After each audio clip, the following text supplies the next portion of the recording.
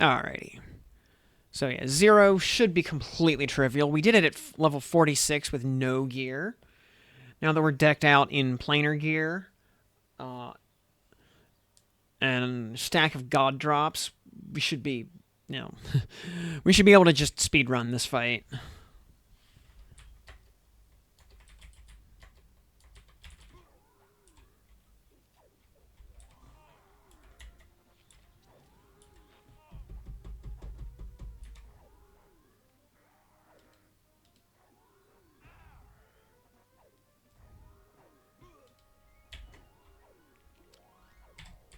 No, you know what?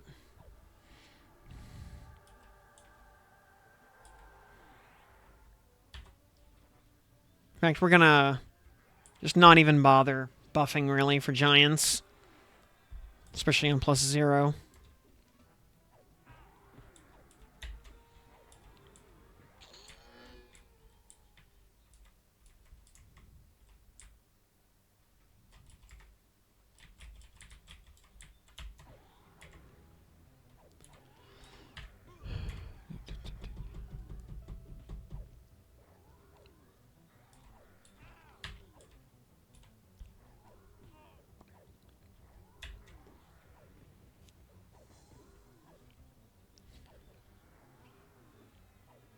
The big advantage also is just having enough defensive power innately to be able to run berserker stance instead of having to be in defensive the whole time. That's the one of the big gains. Also, we do not have to root these idiots anymore. They just don't do any damage.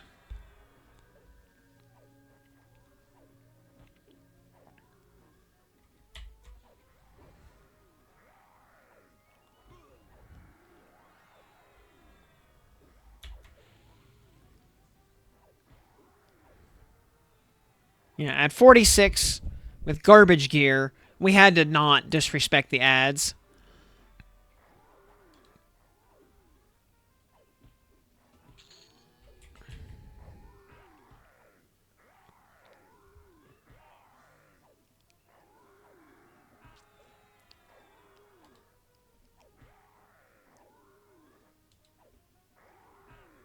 Tunarian Scimitar +5, a 1219 one-hander. Usable by druids, so you can put Hierophant's Crook in there. Very nice. Yeah, that's a good weapon.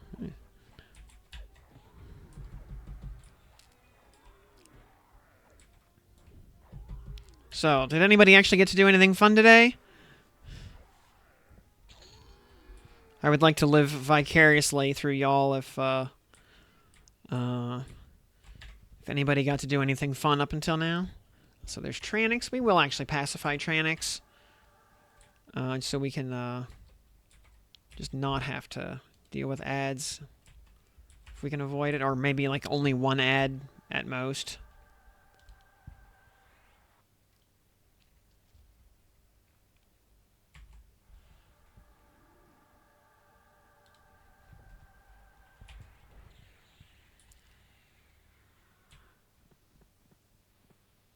Yeah, we'll get one of them.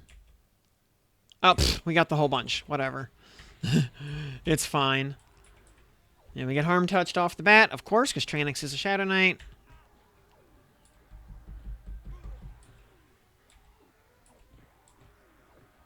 We'll demolish the ads, then we'll deal with Tranix, because Tranix does have a lot of HP.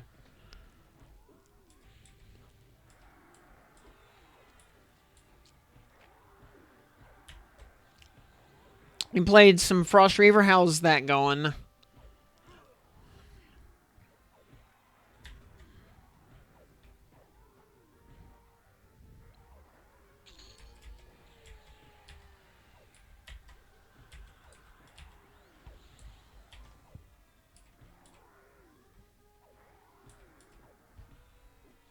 And what sort of character are you playing on Frost Reaver?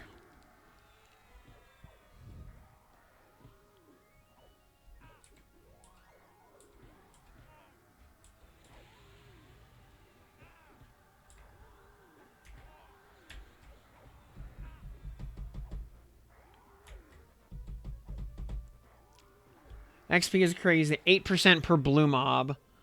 Wow. Yeah, because it's the,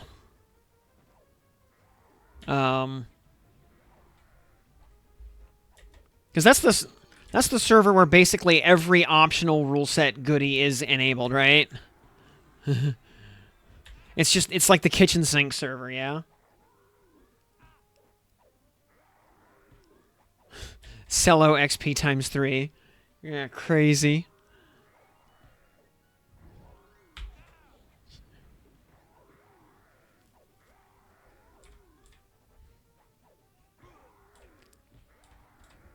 Yeah, does it also have the Bristlebane randomized loot modifier?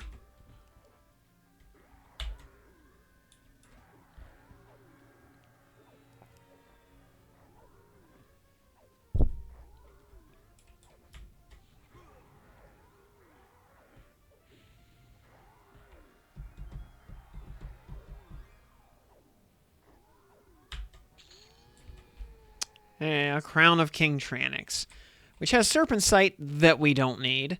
Yeah, because we have so many better things. Yeah, we can just sell that for money.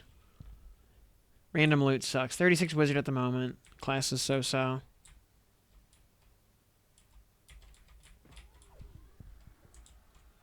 Yeah, we should have...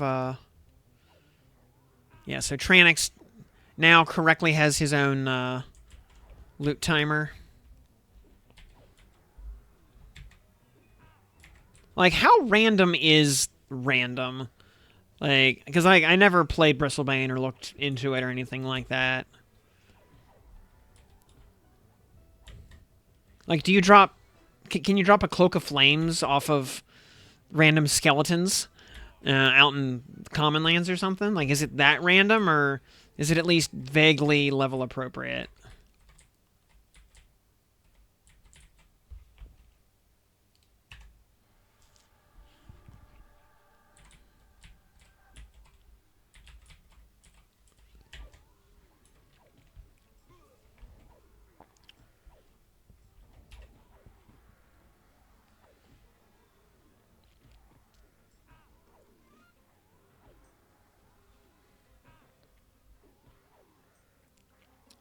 Ritualist, Supplier, and Savant and Guck, and got completely different loot table.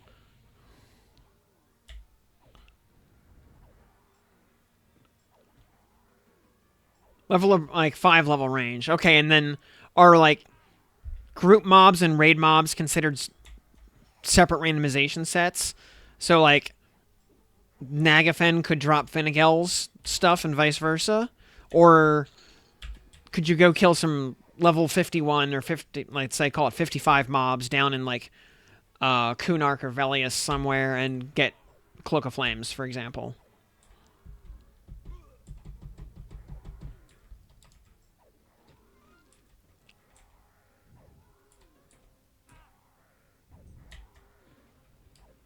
Raid named your separate tables. Okay.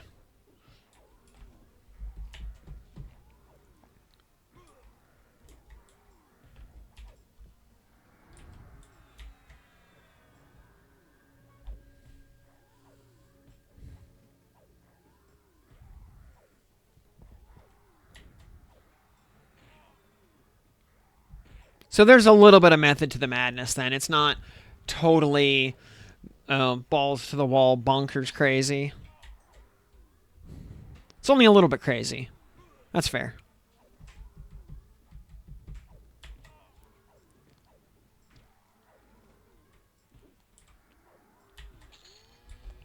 Oh, hello there. Some Mithril Greaves. We already have Valorium, though, so a little, too little too late in that regard. We'll just go ahead and sell those. Yeah, we made a lot of plat last night just clearing those planar instances. Just all the gems you drop along the way just add up fast.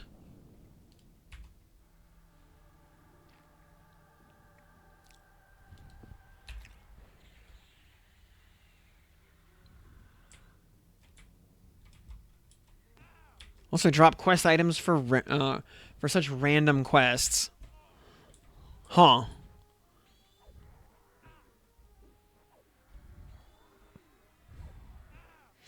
I mean, on the upside, I guess it means you can just grind wherever you want, and you just hope for the best. On the other hand, it means you can't target farm anything. You have to just hope for the best.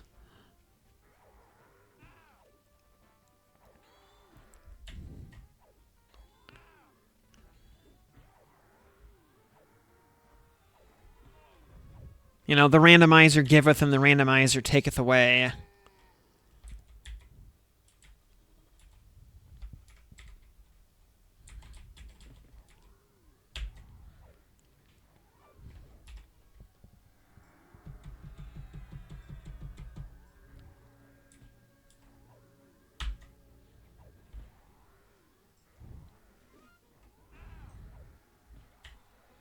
Yeah, seeing 406 per smite is very nice, by the way.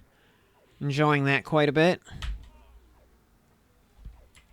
You know, at 5,847 mana that we have.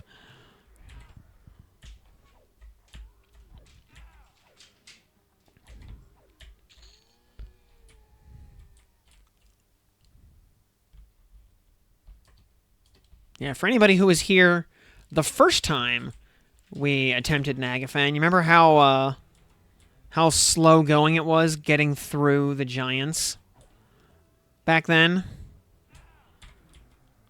No, quite a difference.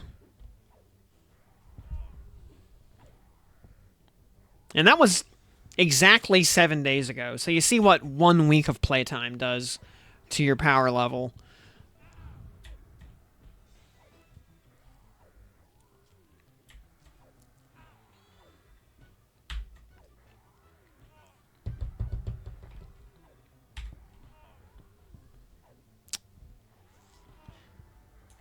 Yeah, you remember that first Nagafen was just touch and go the whole time. You know, stance dancing for stamina to keep defensive rolling.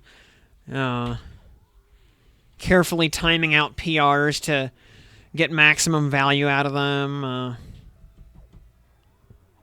You know, the struggle was real, but we did get it. So...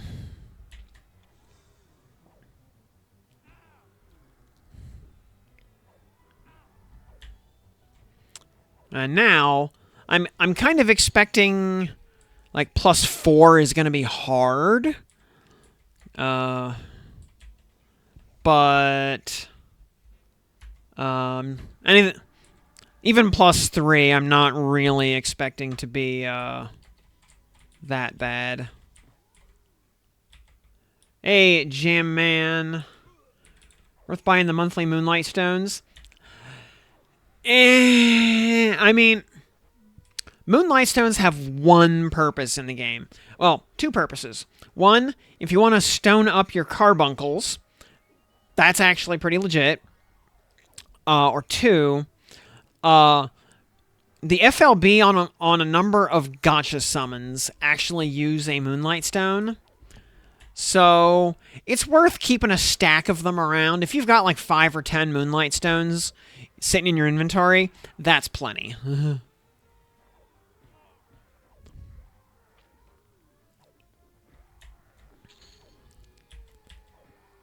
You got 3 banked for Nobio. Yep, that's... Yeah, and usually if an event rolls around that requires them to uncap the event summon, there's usually a couple in the event shop anyway. So, usually not a problem. You know, it's the sort of thing...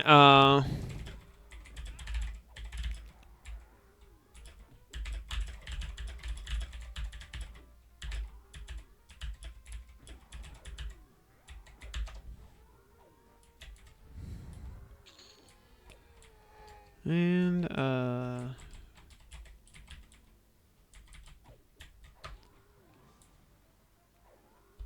wait, Oh, I guess roadkill's like right there now. Did they move him back a few steps? Yeah, you know, it's always worth having a couple of everything laying around in the bank, just in case. You know, you never know when some new thing is going to be added that needs a big stack of old materials. Like when the blue skin was added, it suddenly needed a billion old materials. You know, the sort of things, the sort of materials that you just like don't even regard as a finite resource.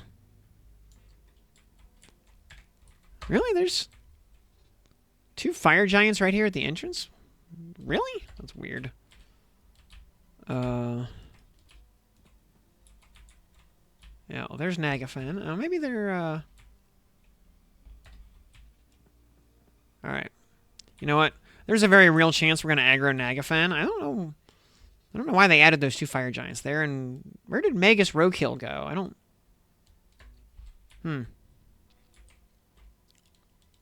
Alright. Get our...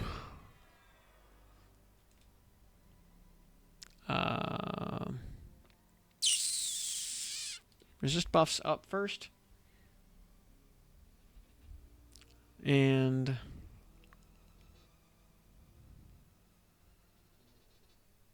also, let's go ahead and put statistic buffs, Yelp 3.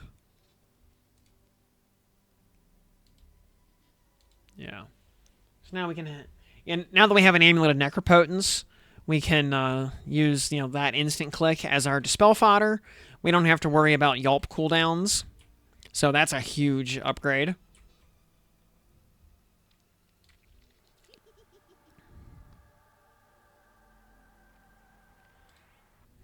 Actually, no, we'll bury Divine Might below the resist buffs.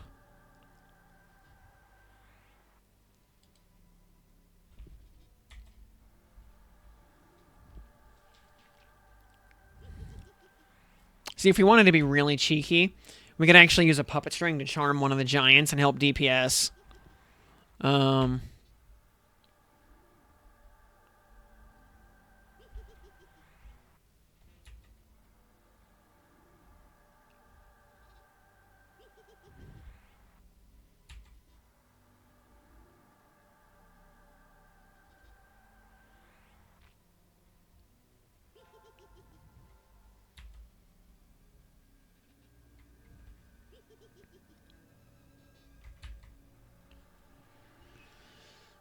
Alright.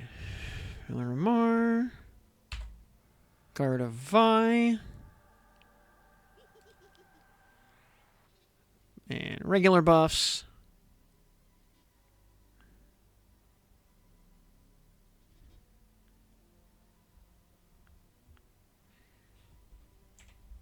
Yeah. Previously, I was worried about other stuff like resist buffs and whatnot getting stripped. I'm not worried about that anymore.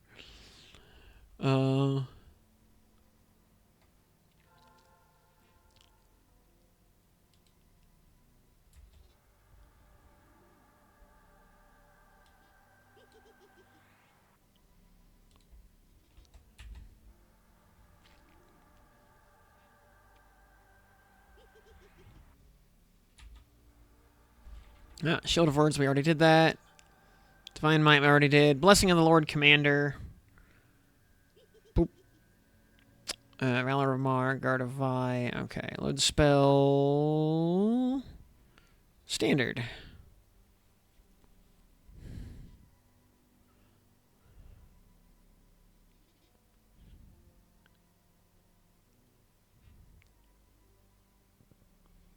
That's fine. Ward. And you know what? We'll still put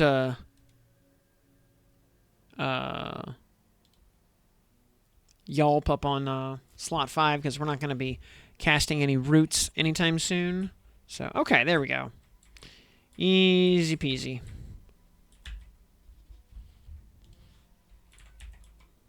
Alright. We need to target that fire giant. We need to target that fire giant.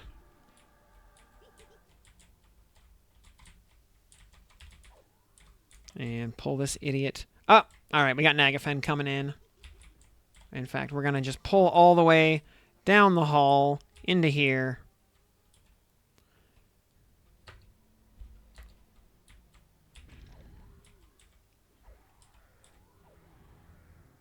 Chances are Nagafen's going to get stuck on the door.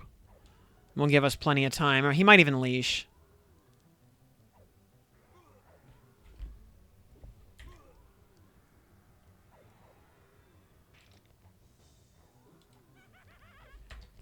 There he is.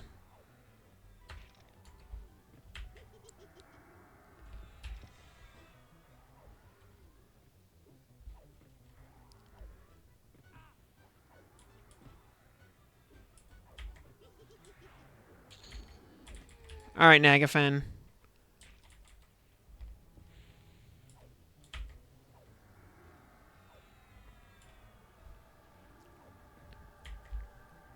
fact, I'm pretty sure we don't even need recovery stance. I'm pretty sure we can go to Spellblade stance just to do more damage. Oh, did he land a...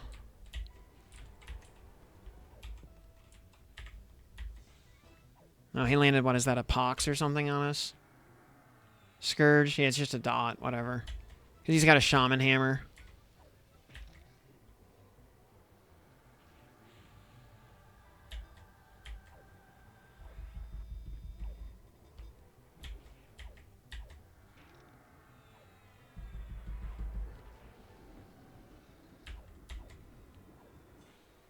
Yeah, oh how the tables have turned.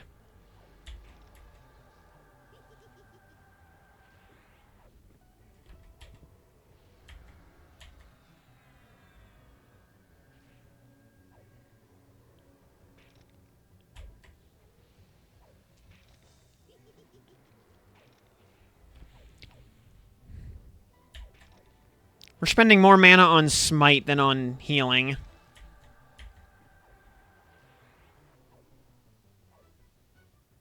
Which is how it should be.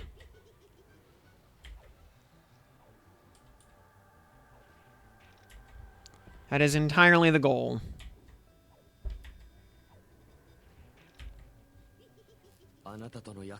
I can cast. Hello. Thanks for that follow. Welcome to the program. Glad to have you here.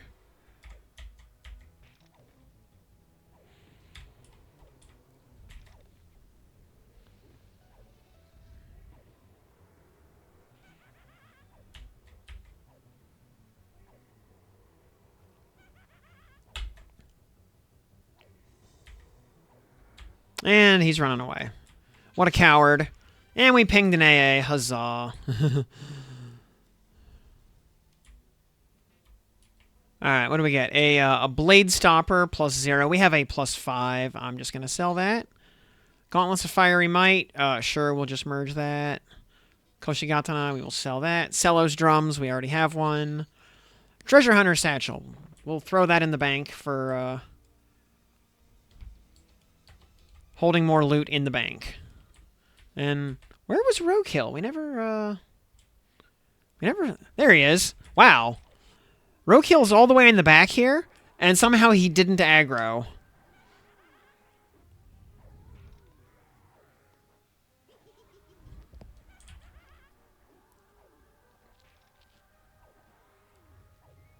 Oh, I guess the solo group goodie is... Oh, I guess that's the difference. In solo mode, Roadkill is out front. Alright, we'll do like +2 on, I guess, solo mode just to see if...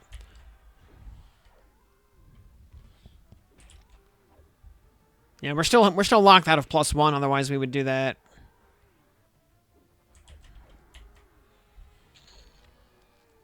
Hey, a polished silver mask. We already have one of those. Our polished silver mask Focus is in our Triumphant Mask +5. Which, actually, getting close to +6. And we just need another drop or two to make that happen. So we'll just sell that.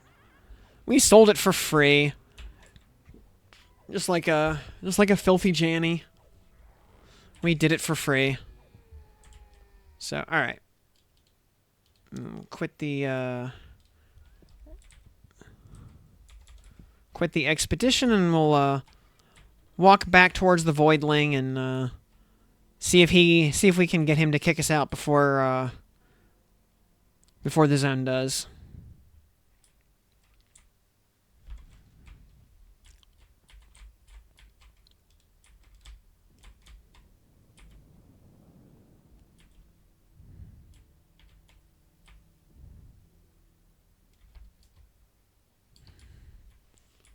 So, yeah, as expected, difficulty 0 was completely trivial.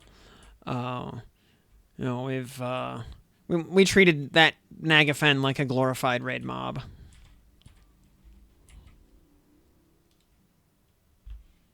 Or like a glorified trash mob, I mean. Yeah.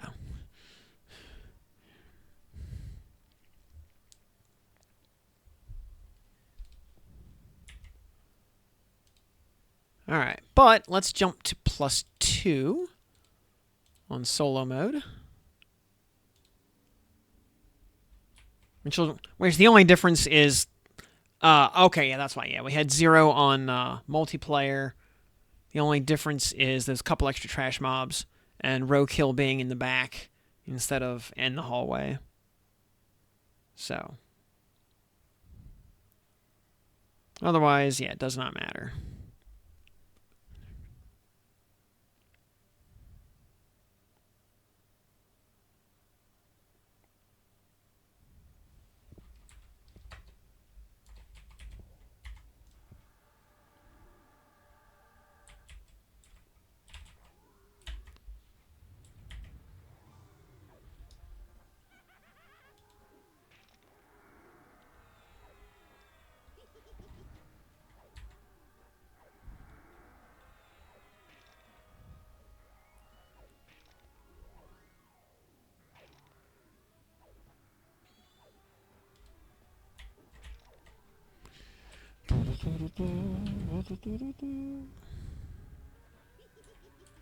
Alright, +2, these trash mobs are still single class.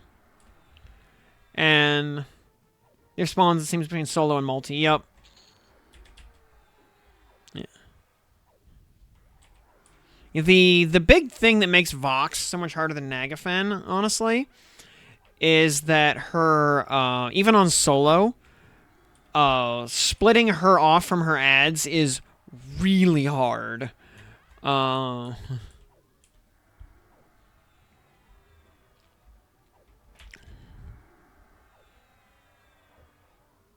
Also, did our, oh yeah. Interesting thing, by the way, when Spellblade activates, it does actually count as casting the spell to the extent that your focus effects will activate as appropriate. So, like, our increased damage focus from our Mithril Mask will apply. All right. We'll go ahead and pacify him. Yeah.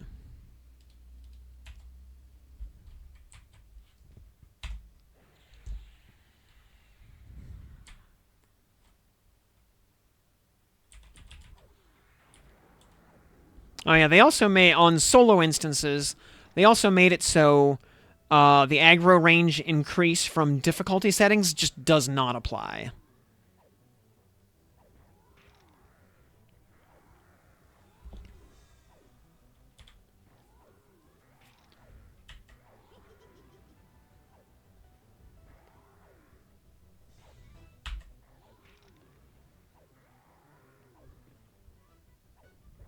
Man, those smite nukes are so efficient. 2% mana for 400 some odd damage. Yes, please.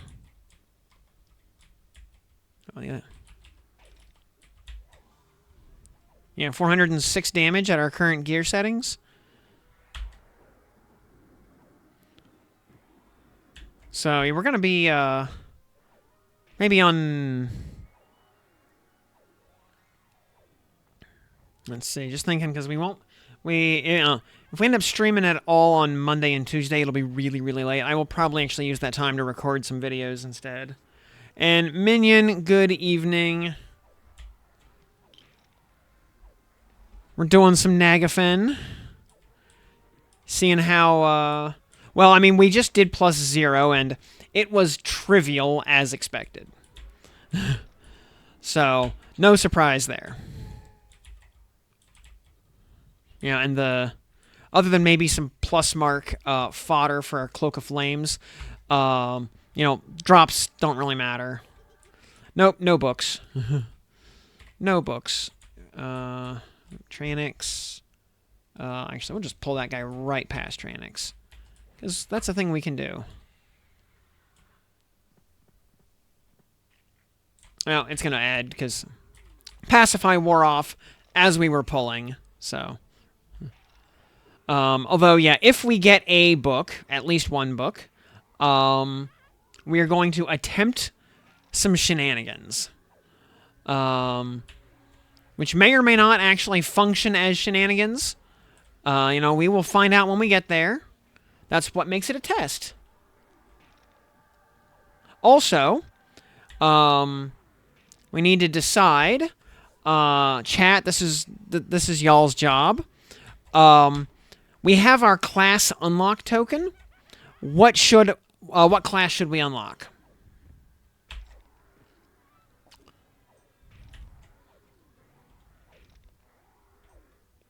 We've been sitting on that thing for a couple of days now.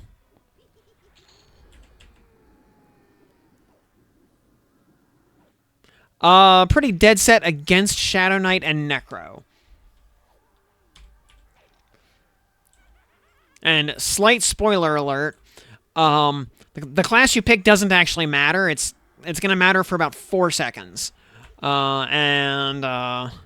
While we test something out. So it is a bit of an illusion of choice.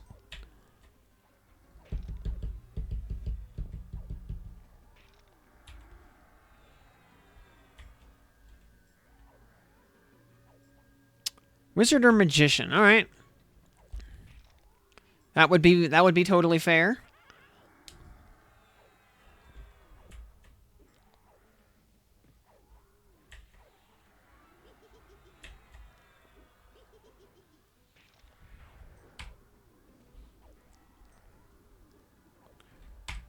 Stupid Tranix is trying to root us, as enemies are wont to do. Vote for Wiz. Just there for drops. Welcome to the program. Sadly, there are no drops enabled on this game as of yet. I do not have creator legend status, so I will not be getting to do any sponsored streams anytime soon.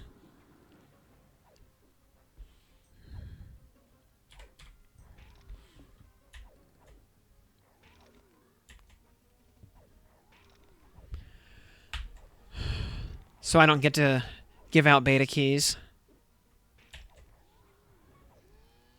Another crown +1 that we will never use. Off it goes.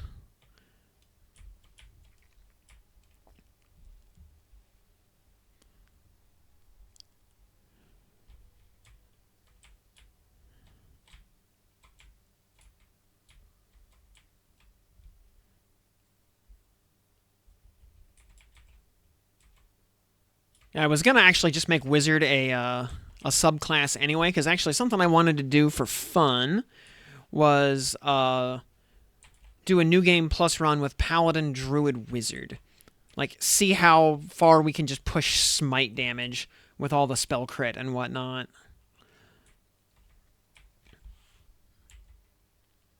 Is there... and I'm pretty sure... we would be able to keep all of our current gear equipped. We wouldn't have to change gear at all. I don't think we have anything that's like cleric only. We would have to take off our ice belt. And we would have to take off our and our Skinner's belt. Oh, and our throwing boulder. Not that it matters. So we would need to swap out those. The Skinner's belt, we would put a robe in there, like the robe of whatever it was called or something, just for like more int or something. And I don't know, the belt, we'd actually probably just put our RBB back in there or whatever. I don't think I have any other, like, or maybe our, no, we wouldn't be able to use our Diligent belt. Well, we can just hope that by then we get, our girdle of faith from Sky. Which, yeah, at some point I need to just get a group together and go start blowing up Plane of Sky. Warlord Scarlon, get pacified, idiot.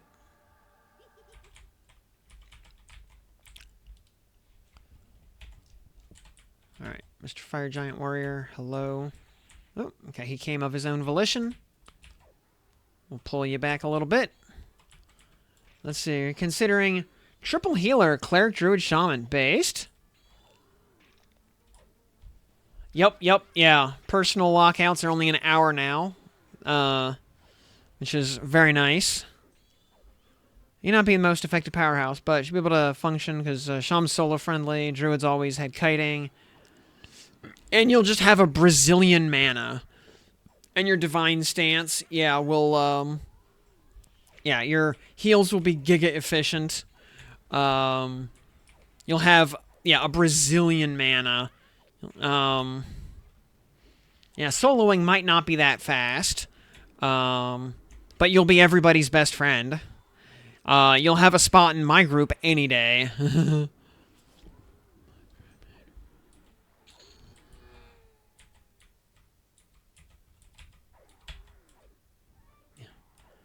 I'm gonna say, yeah, you will never be LFG for more than a few seconds at a time.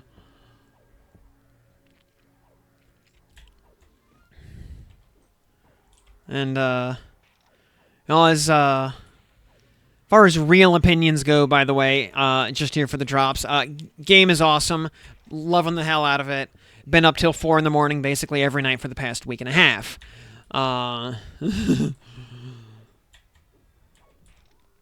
Which is probably not good for me.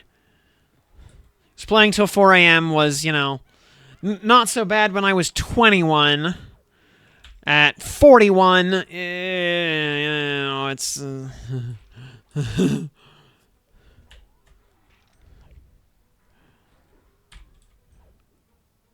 Frost Reaver's a nice waiting room. Oh, that's good, at least. So you got something to do in the meantime besides just listening to me yap all day.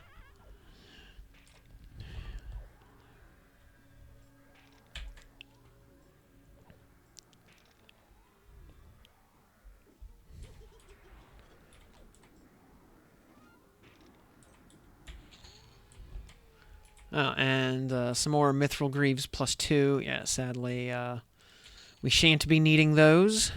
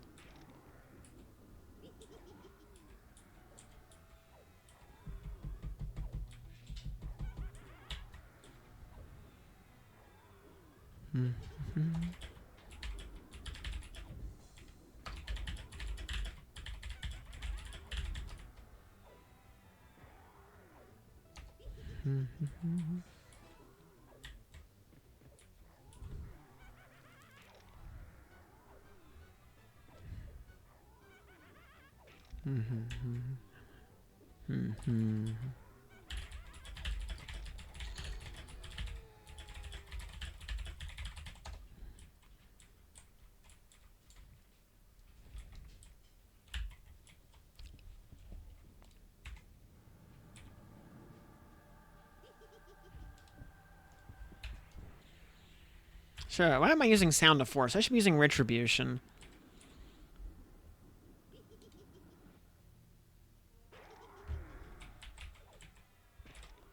Oh, White Dragon Scale Cloak has improved damage 3. Nice. I should I'll have to actually find a jeweler and buy those, buy the components for that at some point.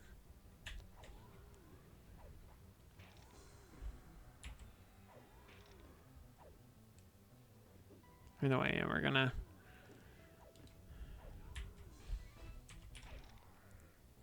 A lot of info over the next 2-week time frame, yep. Yeah, some open beta, or at least a, you know, weekend stress test or something would be nice.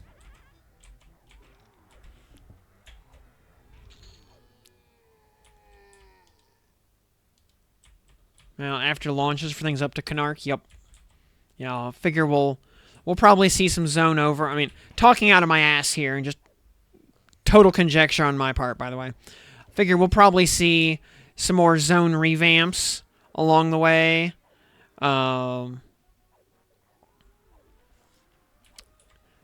As basically the kind of the stated goal has been to more or less bring Old World up to Kunark standards, so that Kunark doesn't completely render the Old World obsolete.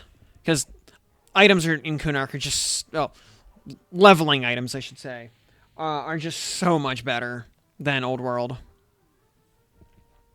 And I'm hoping by... Now, if the Kunark endgame looks anything like vanilla, and remember they said it would be our Kunark, so, you know, all bets are off, I am hoping the endgame itemization is a lot better, because, honestly, like, most of the... With the exception of a handful of items like Robe of the Azure Sky and Shield of the Elders, most of the stuff in Vishan's Peak is honestly kind of crap for the effort that it takes to obtain. Oh, hey, Rokill. You know what? I'll put Recovery Stance on. I will, since there's 3 of them here, I'll pretend to not completely disrespect them.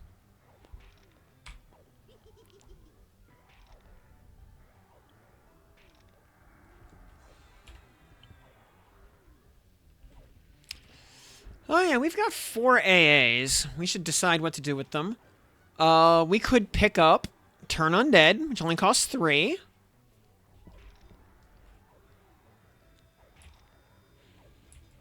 I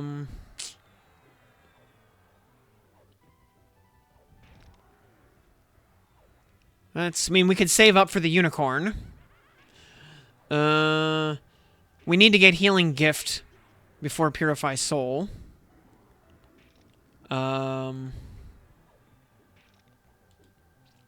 We could just get more ranks of Burst of Power.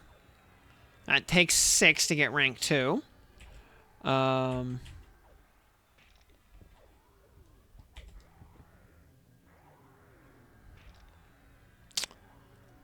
Healing Adept, Healing Boon. We could actually, well, I was talking about spell crits a minute ago. We could buy up Fury. I mean, Fury of Magic 1 only costs 1 point.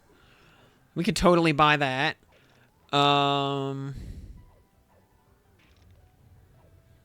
Quick damage we don't need. Spellcasting Mastery is really, really useful. Just pure efficiency is good. Spellcasting Reinforcement is actually detrimental right now because it works on Promised Renewal. It's not supposed to, but right now it does.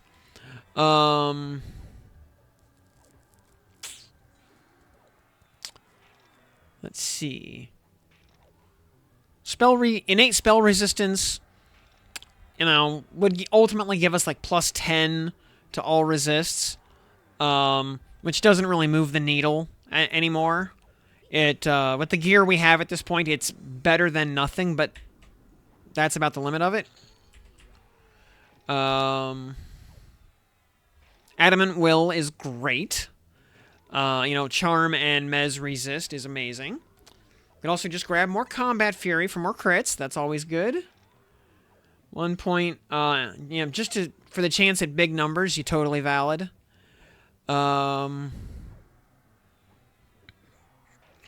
Honestly, combat stability You know, the correct, albeit unsexy answer is probably just combat stability. 3% more soft cap is honestly a lot, especially because the next rank then will be another 5% soft cap, going up to plus 10% total.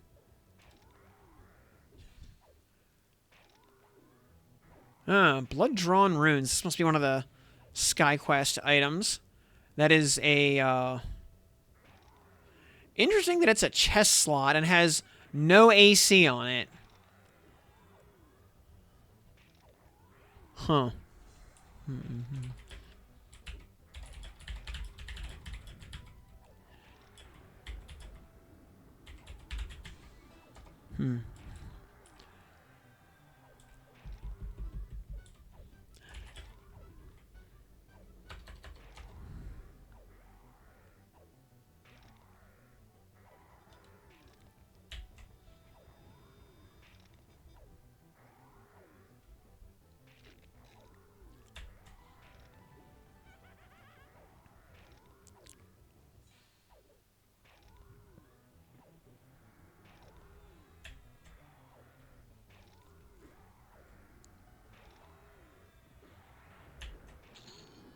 There we go. Rokeill's Channeling Crystal. Oh, that's Extended Enhancement 3. Man. I wish we could actually plug that into our gear. That would be wonderful. Sadly, we can't. But we can plug that into our Exaltation keyring. Augments. Add that to the stack. And then just destroy it.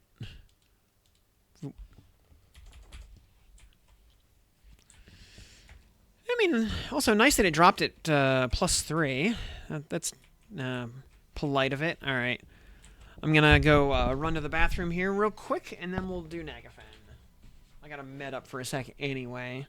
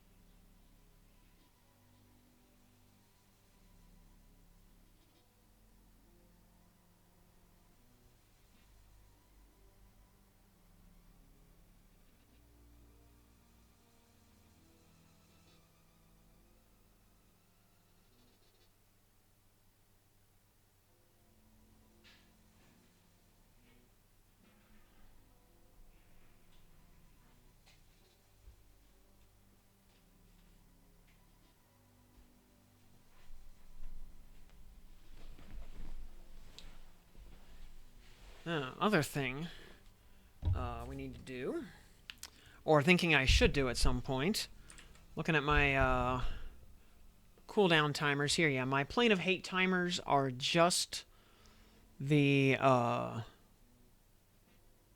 bosses, Maestro and Inaruk. All the minis are just on the base 20-hour cooldown.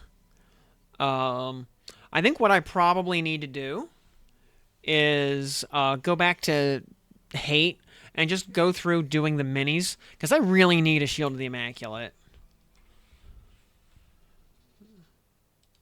Make sure... oh, our resists are about to fall off. So let's go ahead and put those back on.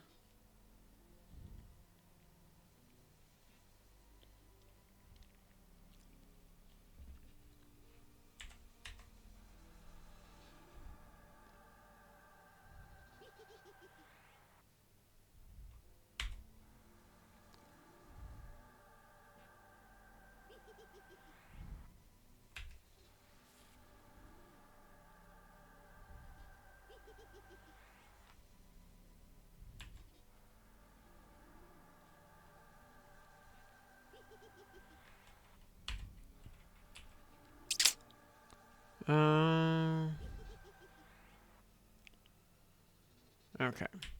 And we have all right. Valor Mar, Divine Might, Guard of Vi is the missing buff right there. That's fine. It's an expendable buff, so we're good.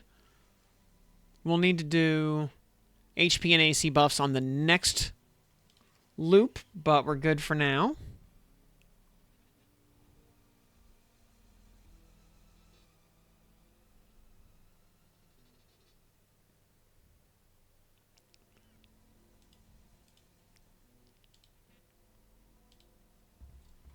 Okay. Refresh Ward of the Divine. We'll actually keep the buff screen up because combat spam is now fast enough that we can't really see all the stuff.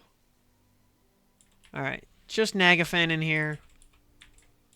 He is a Warrior Ranger. Okay, so he is he has a very bad class combination. We're gonna see if we can just stay in Berserk stance the whole time.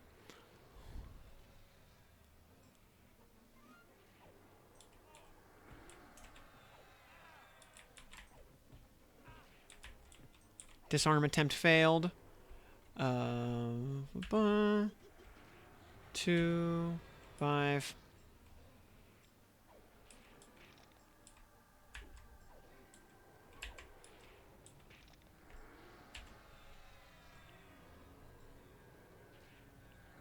Ah, he's hitting us with Scorching Arrow and whatnot, so maybe,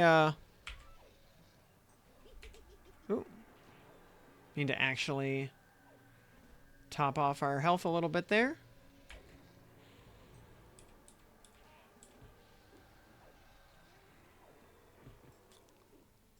Yeah. Go ahead and hit PR early. Oh, yeah.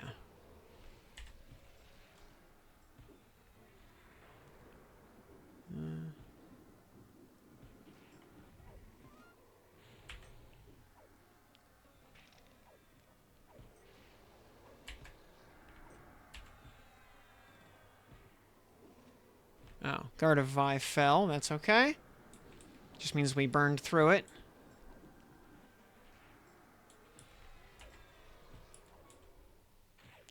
Two, 1, pop.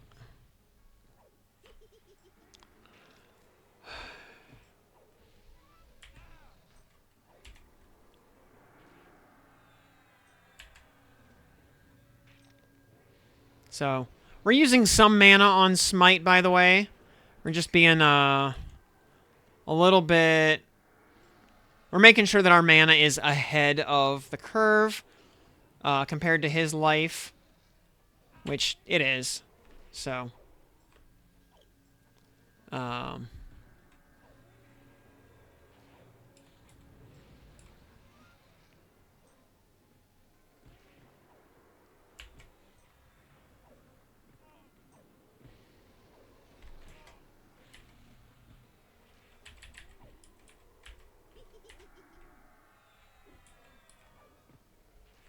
he's on 34, 33 health. So we can, Hey, we disarmed Lord Nagafen. Huzzah. We're going to need an Echo to top our health off. 44.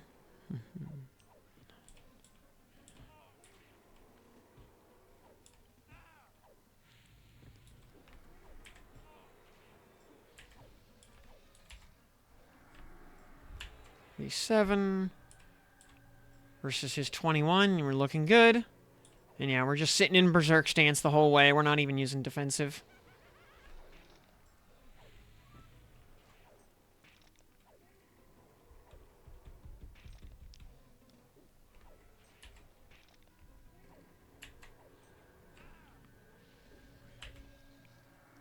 So far, so good.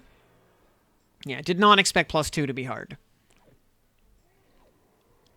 We're being less disrespectful, but we're still not really taking it seriously.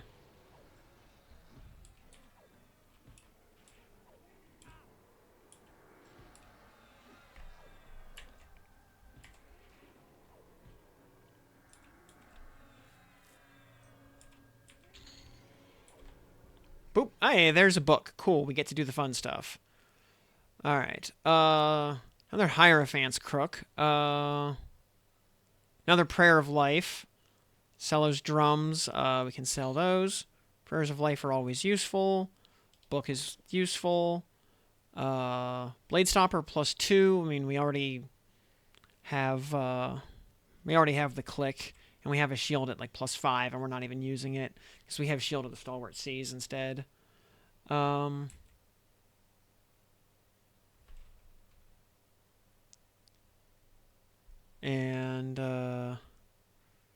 yeah, we'll just sell that. Koshigatana +2. It does have Dismiss Summoned, which is cool. We have a Koshigatana like +4 or 5 back in the bank. So we'll sell that. Hierophant's Crook. Yeah, we'll loot that. Okay. I get... Oh, sorry, I didn't even... FF 2002 buff. Didn't even see you there for a second, sorry. I mean, we'll probably get more. It's a very common drop.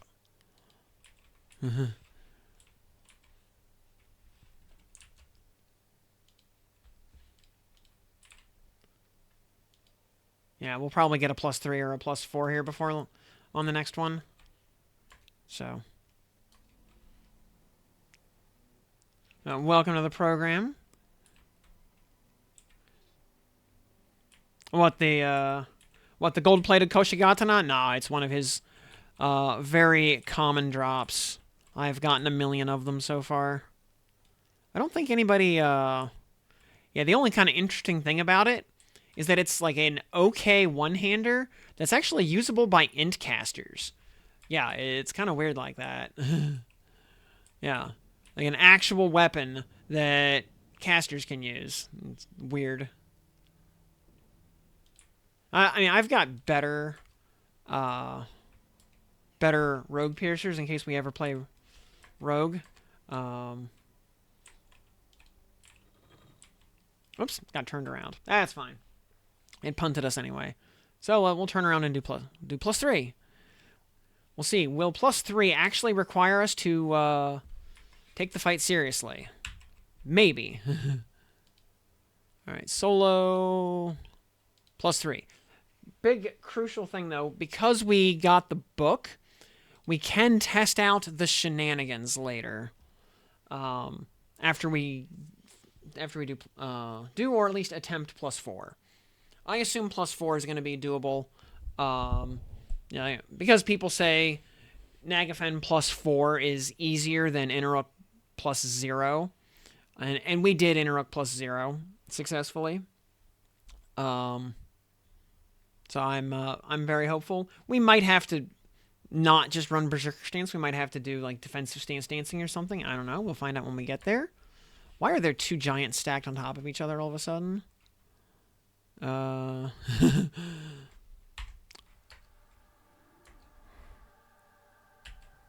knows? Not like it matters. And they... Wow, even pacified, they were able to add. Whatever.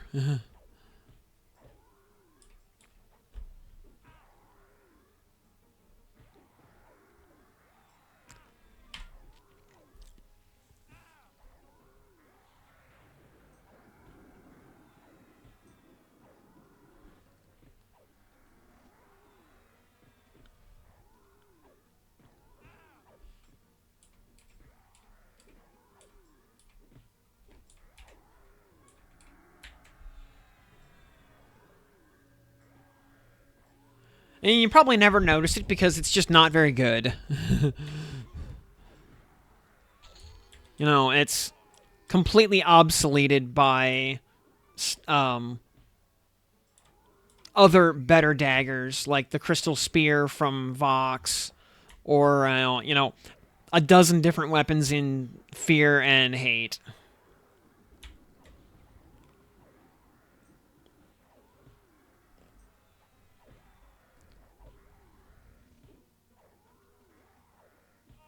You know, it's still better than whatever dagger someone probably found while leveling, but it gets outclassed just so fast.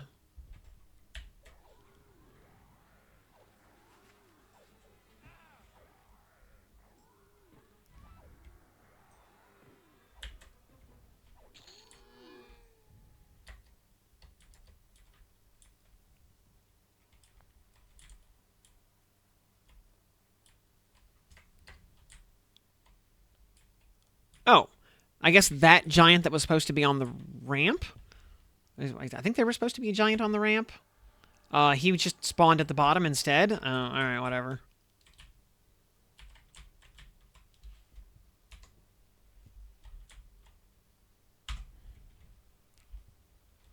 Come on. There we go. Retribution.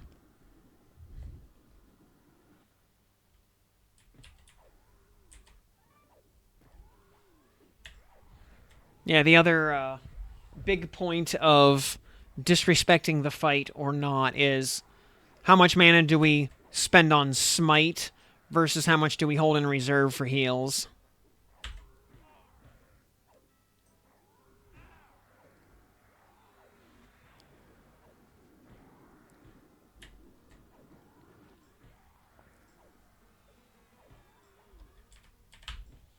And yeah, ideally we will get a second burnt book, because that will allow us to combine both of our Vox books that we have.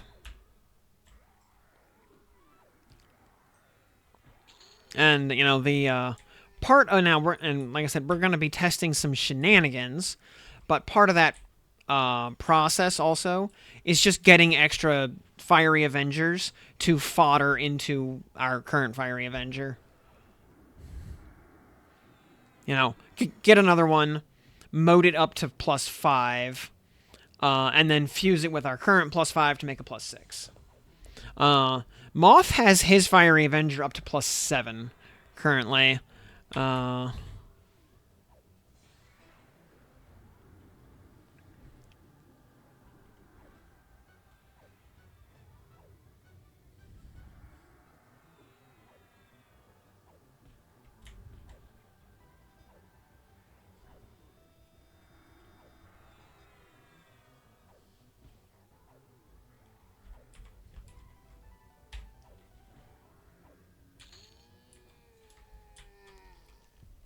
Also, you gotta wonder, how come these fire giants that hang out with a dragon have so much less money than, you know, random hill giants in Wrath?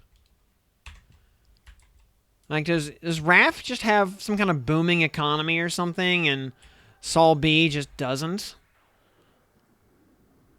You know, has you know, Sol B been dealing with, you know, decades of stagflation, like Japan or something?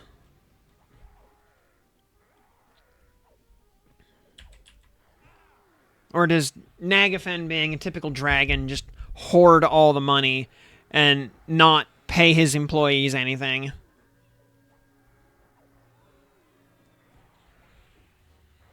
You know, in the immortal words of George R. R. Martin, what's his tax plan?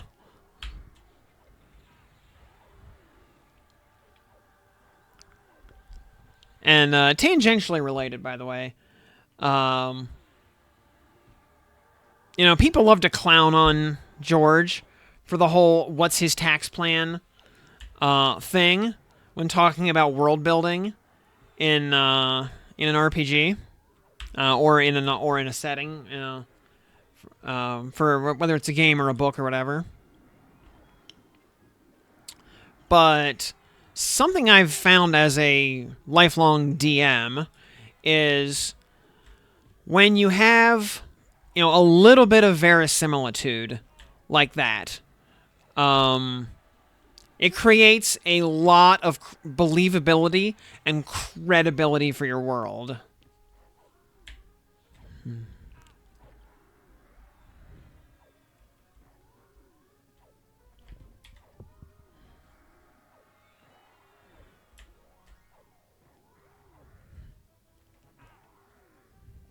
You know, the party pulls their ship up into the harbor of whatever town, and the people at the dock expect them to fill out paperwork and pay dock fees. Crown of King Tranix +3.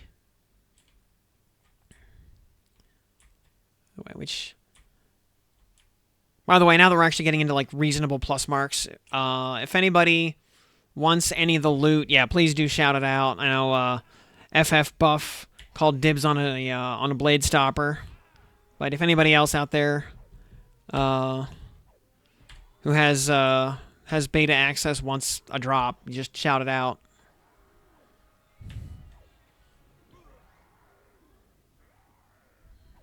Otherwise, it's just getting converted into small amounts of platinum.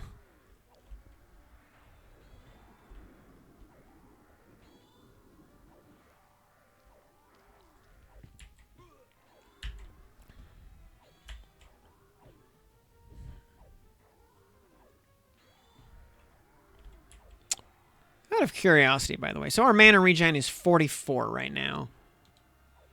Yeah, 44 versus 22.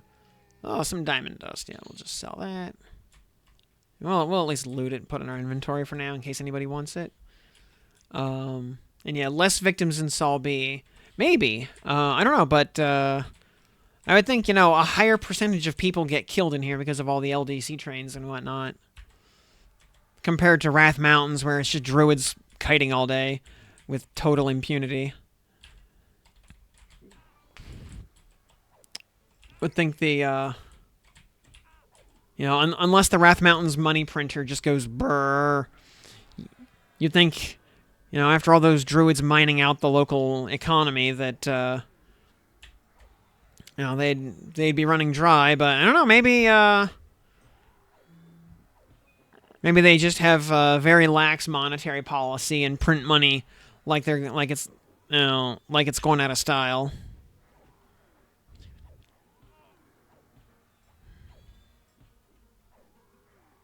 You know, or maybe the Wrath Mountains giants just have a very export-led economy, and they engage in currency manipulation by printing currency to keep their currency devalued, to subsidize their export economy. But like, what do the giants even manufacture that would be exportable to the world at large? I mean, they don't seem to have a lot of infrastructure. You know, they just kind of sit around on a hilltop and look at level 5 skeletons all day. Like, are they just exporting bone chips? Like, is that what they're doing? You know, and fire beetle eyes?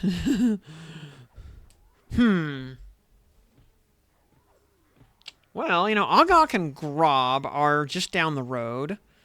You know, there are, like, Necros and Shadow Knights and whatnot in those general areas. So yeah, maybe they do have to just you know, export cheap discount bone chips up to Grob and Ogok.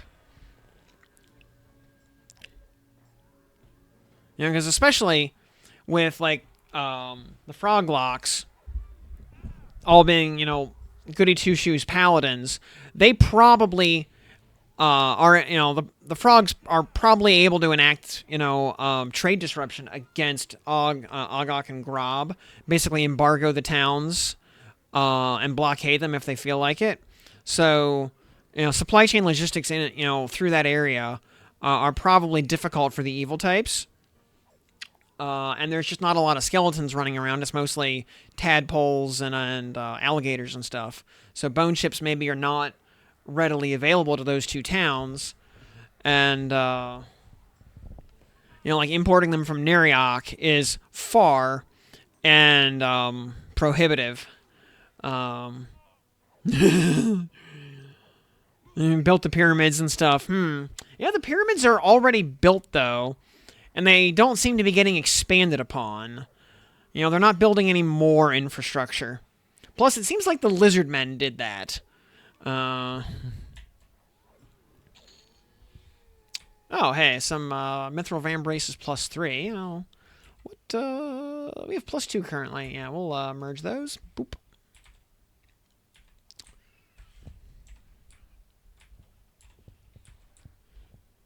Like, because we know some amount of troll and ogre labor gets imported into Neriok, as we see in their foreign quarter, where, yeah, they have the big fat foreigners, do all of their physical labor for them. With the more high value intellectual jobs like wizard and cleric being reserved for their own domestic workforce. Um,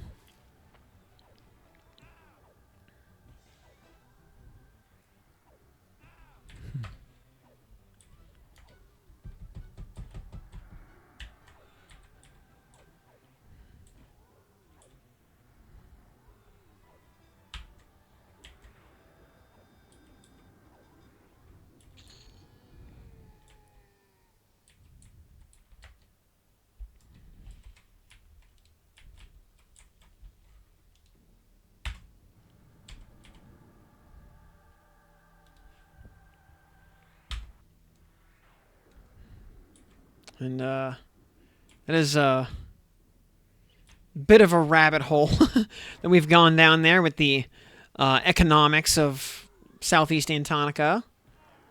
Those are survivors of a battle with elves and are trapped. Oh, I mean, are they like leftovers from Kithakor or something?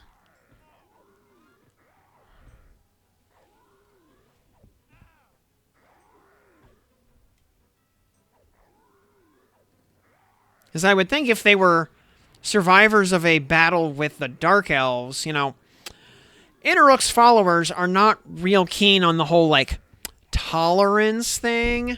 And, if a bunch of foreigners were, like, squatting in their town, they would just get the Dreadguard together and just go murder them.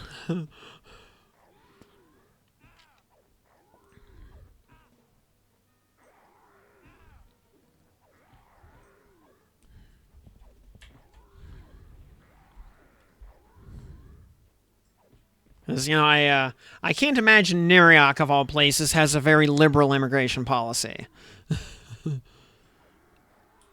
But exploiting the big boys for physical labor, and probably paying them slave wages, if anything at all, would be right up their collective alley.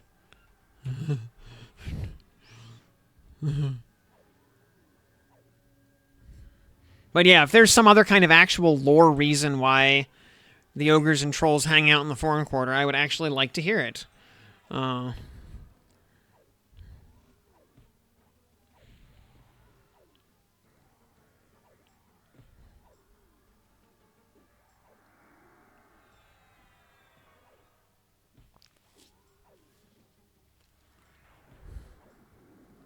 Ooh. Which, oh man. Alright. Let me pitch an idea here for a video. So, hear me out. Does anybody here watch Alternate History Hub?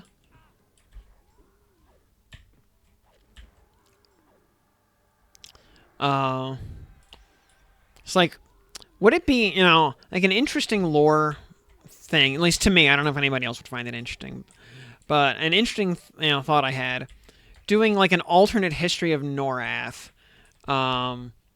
in the style of Alternate History Hub, of, change a major event, or, in Norathian history, and explore the, hypothetical possibilities of how the history of the world would dovetail into a whole different timeline from there.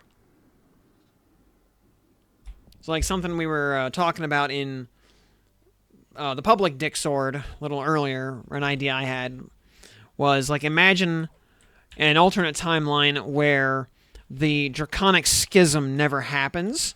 There's no civil war between the Claws of Vishan and what becomes the Ring of Scale. Basically, or if there is a civil war, the Darbrood is simply exterminated instead of allowed to leave. Basically, so there's no Ring of Scale on Kunark. And Dragon Society remains effectively unified on Velius under the messianic leadership of Carafirm, who never gets put to sleep. Oh, Jesus!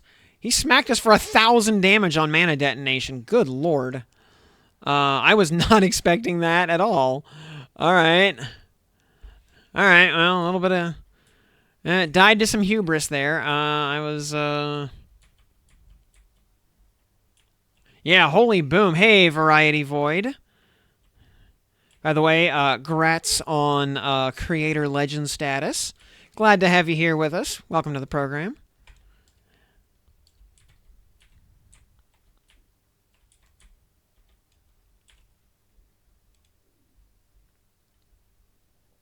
Let's, actually, crap. We're gonna reset our buffs.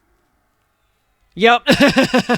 Yeah, I took the sleeper's name in vain, and I was promptly smote for it.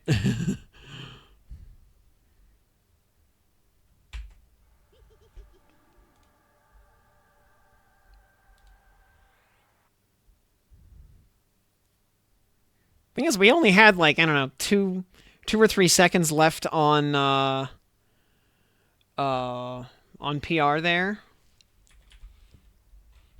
So we would have been fine in another moment. Dark Elves trying to invade Highkeep. Okay. Got stopped. Okay, all right, so it was leftovers of Bloody Kithakor. Okay, that makes sense. Yeah, that was the one hypothetical I came up with. All right. Yep. Yeah, okay. I mean, all right, if they're leftovers from Kithakor, then okay, that makes sense. I am well acquainted with Bloody Kithakor and its lore, especially anybody who played what was the expansion? The time traveling expansion. I can't even remember it. I can't remember what its name was. Because in that you actually went back in time and experienced Bloody Kithakor in person.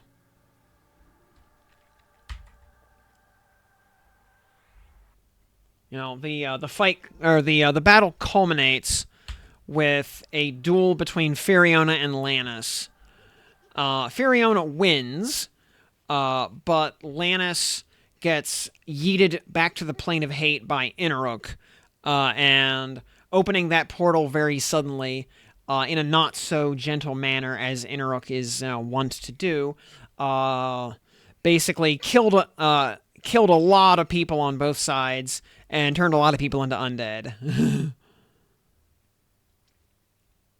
Which is why Kithakor is full of high-level undead, especially at night, and especially once the rogue epic is in the game. Kithakor at night becomes genuinely scary at that point.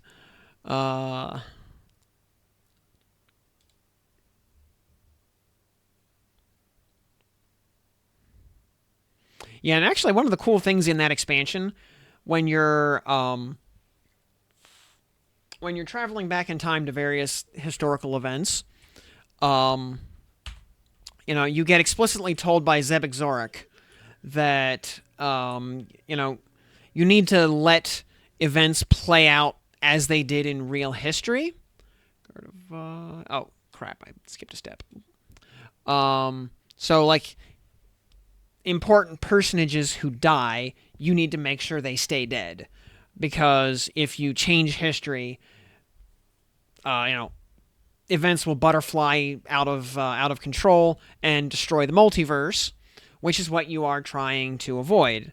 Because the big problem going on is the Discordians are changing history by going back in time and altering events. And yeah, the timeline gets so completely broken by all of their interference that the universe basically explodes. And in fact, the first time you visit the Void at the beginning of the expansion, when you look out into space, there's almost nothing out there, just a few, dwindling, dying stars. and the corpse of Vishen, visible from, you know, an incalculable distance away, floating out in space. As you progress the storyline and finish various plot arcs, space progressively starts to kind of put itself back together again. Like, you know, Vishen's corpse disappears because presumably she's not dead anymore. And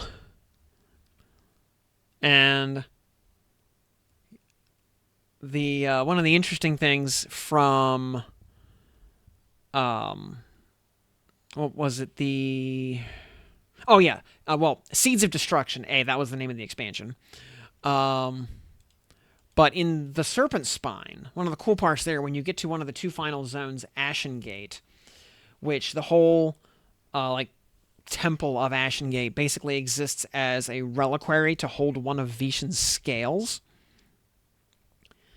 And you know, if you can utilize the scale, you can basically mind control any dragon that you see. Hence why the other dragons can't go deal with the problem, because as soon as they walk in, they will get irreversibly mind controlled. Now, for anybody who knows their D&D lore, kind of like an orb of dragon kind. Yeah, or true dragon lances that will just obliterate any dragon on contact, basically. Love me some Dragonlance, by the way. You know, my entire character aesthetic is a little bit descended from Sturm Brightblade. Though, admittedly, I had made this character... I mean, I hadn't gotten like that deep into Dragonlance at the time, but as the aesthetic evolved, you know, probably got closer to Sturm.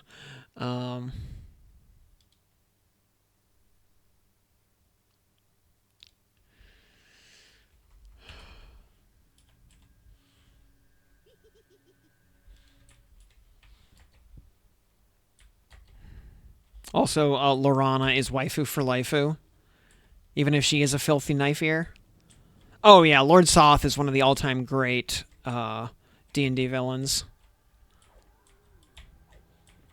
And yeah, that fire giant just ran in from from downtown, man. The aggro range. Rokeheel's aggro range is massive.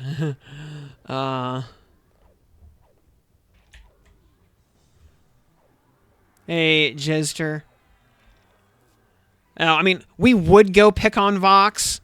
Permafrost is having problems with crashing currently, so same with the hole. So we're not going to do either of those tonight because I don't want to deal... I don't want to run the whole way across Antonica just to have the game crash. Well, you know, so we'll wait until that gets hotfixed, which should be sooner rather than later. Oh, even buffed up, we actually have more mana than HP. Interesting.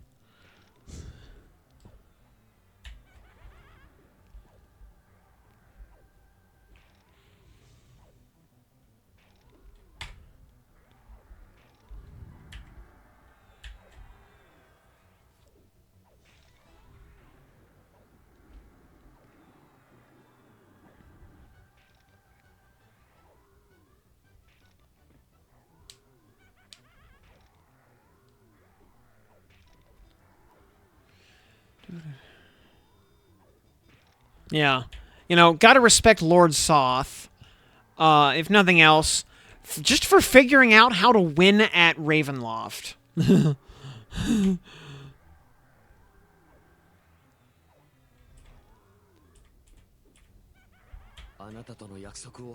Hey, just here for the drops. Welcome. Thanks for that follow. Glad to have you here with us.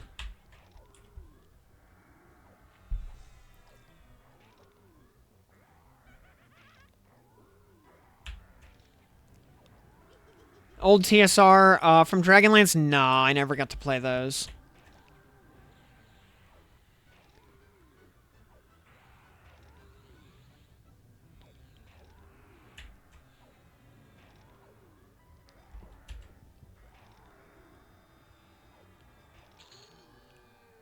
Yeah, another mask. That one's actually no trade. So yeah, we can't give that one away. All About Soft, very nice. Yeah, I really want to go back, especially because they just made a Steam port of Temple of Elemental Evil. I would really like to play Temple of Elemental Evil at some point. And don't talk at all. I'll tell you. And also, I appreciate that. I'll tell you, the hardest part about streaming is if chat isn't chatting, then you have to just talk to yourself and scream into the void and try to just gab solo, which, talking to yourself like that, they make pills for that. So yeah, the hardest part about streaming is just getting started, because until you have somebody to bounce off of, yeah, you are truly just screaming into the void. And actually, here's a fun trivia question for you, for anybody who knows a thing or two about Twitch. On Twitch, what is the median number of viewers watching any given channel at any given moment?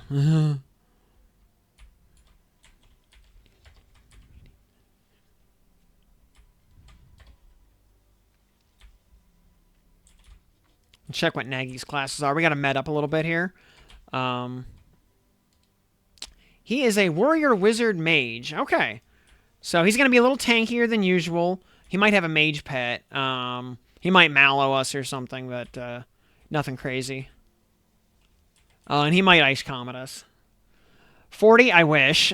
0. 0 is the correct answer. Yeah, yeah. If you have at least one viewer on Twitch, you are in the top half of Twitch.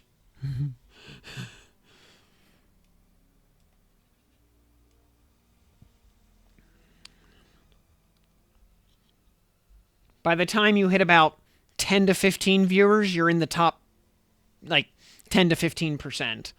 The top, 0.1% of Twitch owns something like 75% of all viewership, in terms of hours viewed. It's, Twitch is almost as top-heavy as OnlyFans. It's kind of crazy like that. Okay, we got... Double checking buffs. Yeah, we're good. Might as well cast Guard of Vi. Cost nothing. It doesn't do a whole lot, but you know what? It's free mitigation. So. Alright. Lord Nagafen. You make $200 a month and you're in the top 20%. Yup.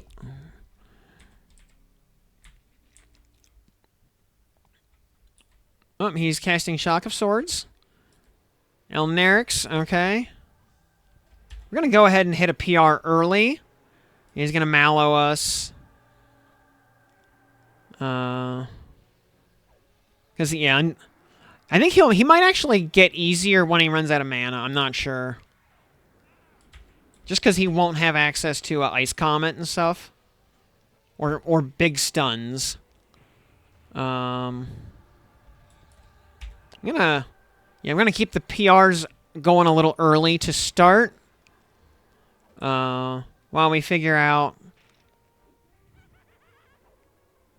On the other hand, once he gets down to just auto attacks, because he won't be casting, and he still does. What's our fire res is only 109. Once he stops casting, what you calls it, root and stuff, once he stops wasting time, then he might, I don't know, he might get harder, he might get easier. I don't expect him to actually be hard, by the way. I'm just looking at,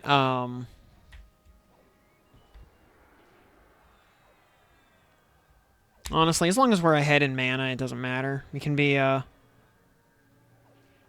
Oh, oops. Oh, shit. Promised renewal. Ow.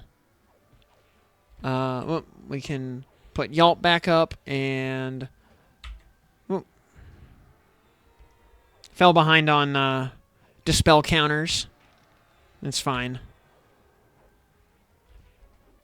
Okay, he's out of mana, so he's down to just melee attacks and fire breath, obviously. Yeah, he hits really slow. Especially, I mean, like, I'm used to Inneruk at this point. So...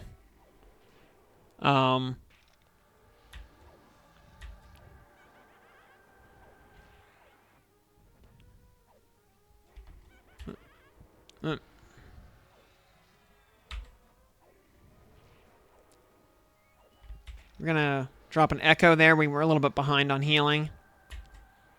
I think we can probably... Oh, I don't know. Maybe not. Okay, we're a little bit behind on healing again. Alright, yeah, we got a little behind there. We gotta be a little bit mindful. But you know what? Here, you know what we can do? We can rune, and we can soulfire. And that'll help get our mana back on track.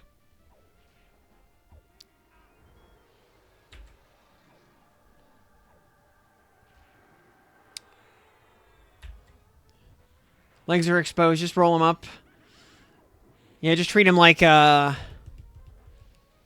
AT-AT or AT-AT, whichever. Do people prefer AT-AT or AT-AT? Like, what? Like, I'm not like into Star Wars, so I don't know what the like preferred terminology is.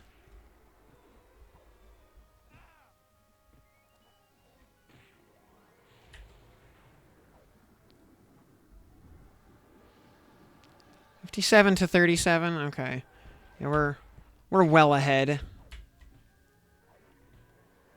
at this point. Yeah, we can drop an Echo just for safety. Treadmill will AT-AT. Okay, welcome to the program, by the way. Glad to have you here.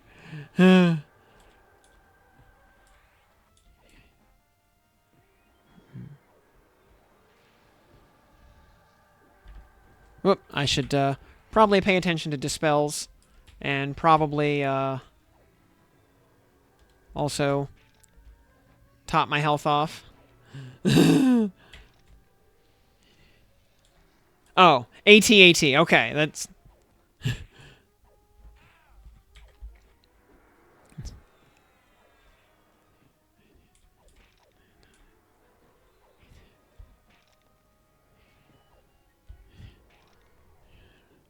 Because, like, I've heard other people say both.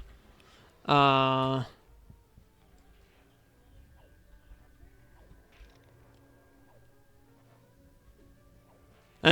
yeah, I am just, like, not into Star Wars, so I do not have a dog in that fight.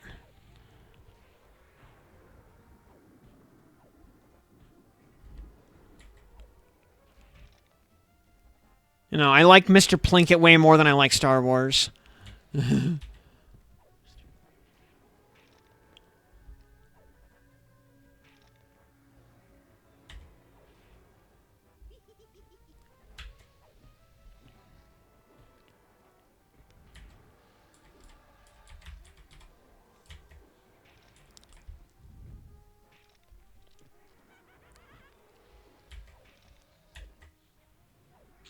Boop. There we go. Hey, another book. Huzzah. That's important. Some scales. Cool. Hierophant's Crook. Sure. Koshigatana +4. Alright. That's kind of... That's a thing, I guess. And a Scourge +3 also. Okay, yeah, we'll... we've got a couple of Scourges to merge those guys back together again, so... Okay.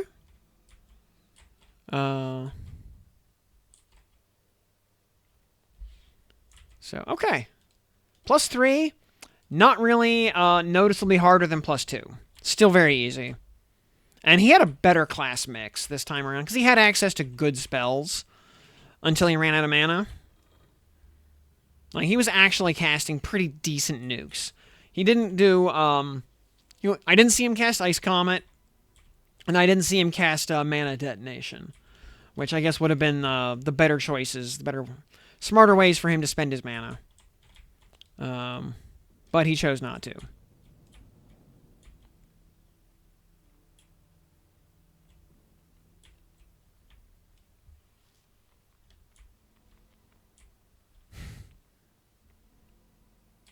+4, and he's a warrior rogue AT-AT. Well, then we'll have to get our snow speeders out and use the tow cables to debuff him.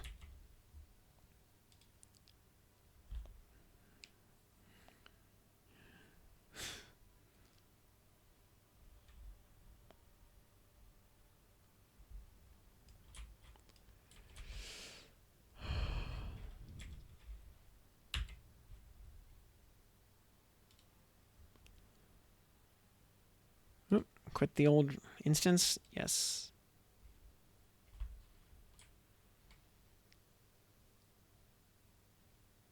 Oh, did it?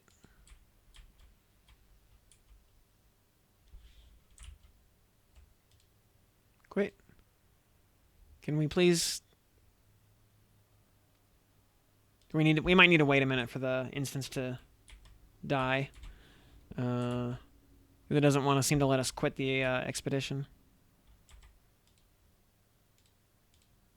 We might need to log out and log in or something. Because this is normally instantaneous.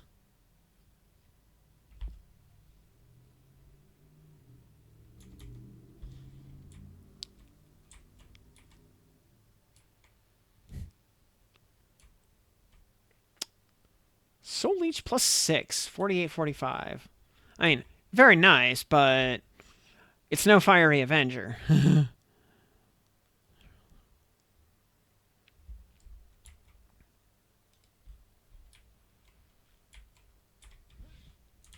You know what? We're gonna camp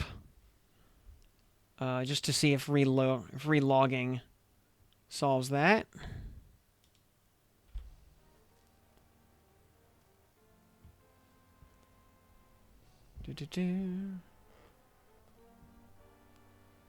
All right, there we go. That when in doubt, relog.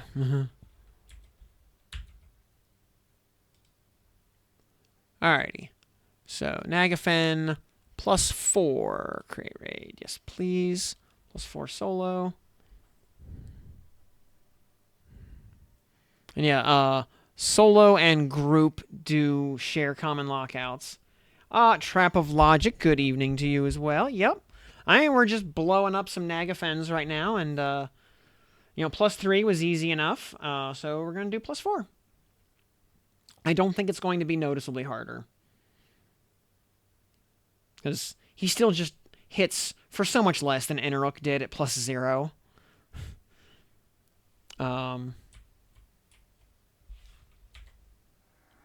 In other words, we have all the important buffs are still up, so yeah, we'll...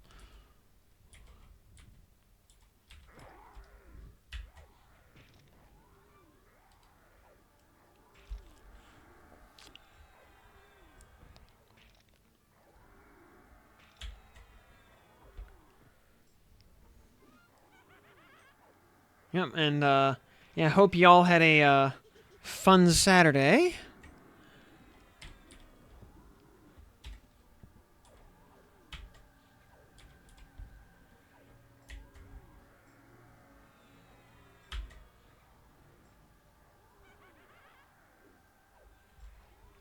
And, yeah, if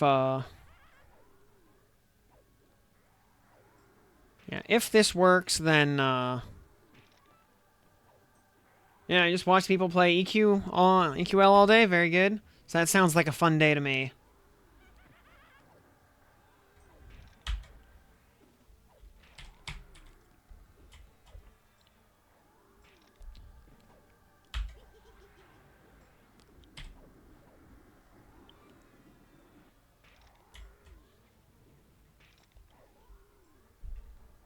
And yeah, it is very nice to see just how much our functional power level has increased since the first time we tried did Nagafen at 46.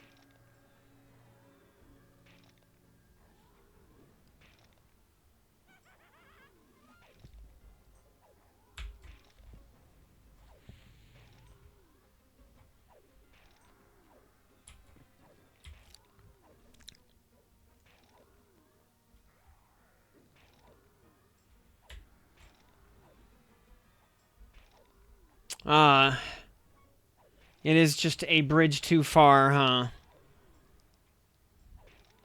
Because we have to get through all of June.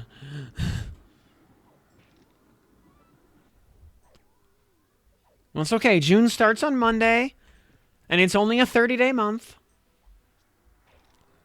So it could be worse. We're closer than we were yesterday and the day before that.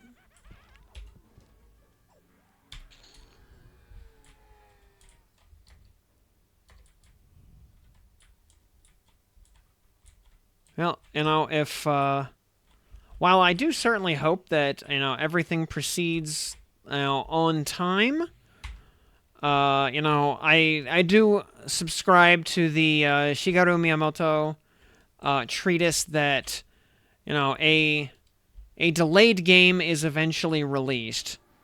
A rushed game is unfinished forever.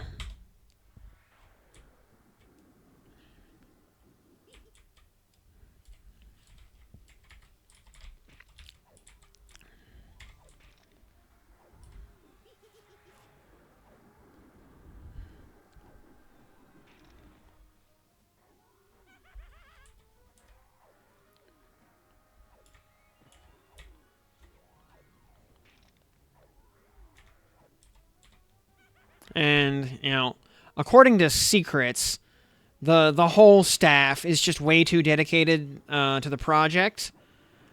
She just physically cannot make them stop working.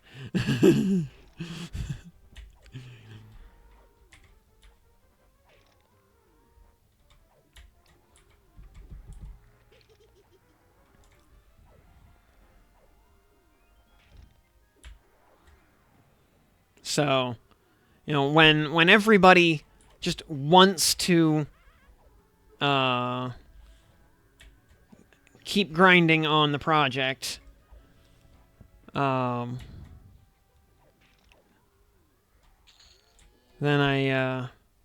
I'm not worried about deadlines getting missed.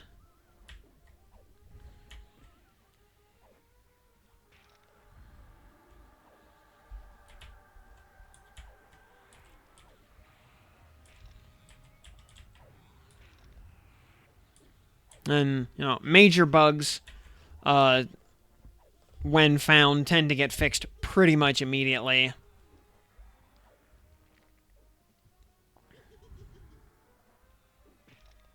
That said, I'm sure we'll see, content updates and other tweaks and whatnot between launch and Kunark, just to keep, content flowing.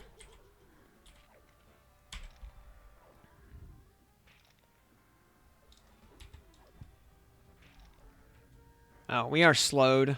Ugh.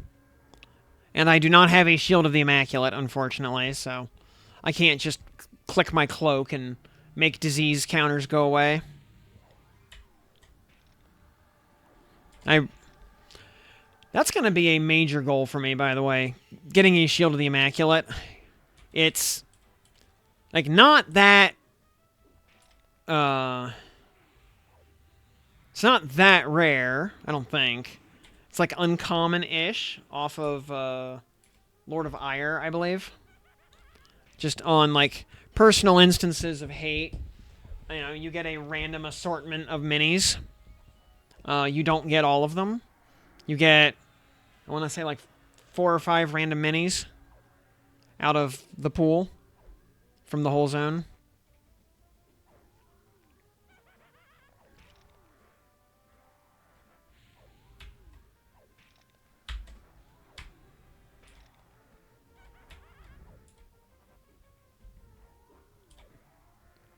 Nice thing, at least, is the class, or the plus mark on it is irrelevant, because you just have to level it up to, I think, 3 to pull the click out of it. And the stats on it are irrelevant. The stats don't matter. It exists purely for the click.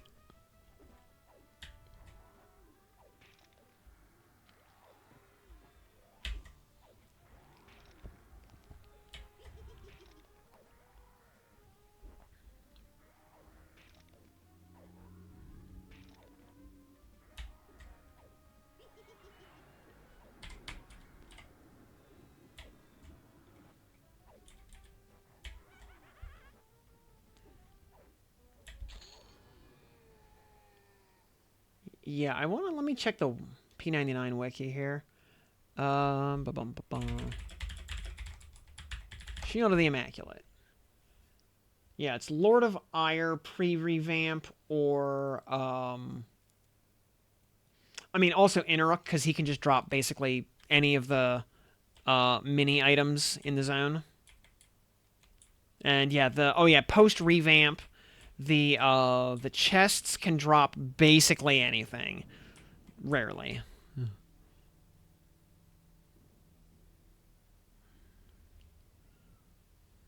Just met up a little bit. We burned through a decent chunk of mana there because we were slowed the whole time.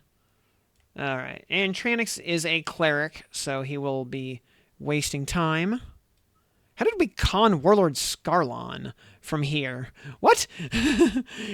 we conned Scarlon through several walls. How did that happen? This creature... yeah, let me pull myself out of the way here for a second, so you can see. Yeah, somehow standing down here, I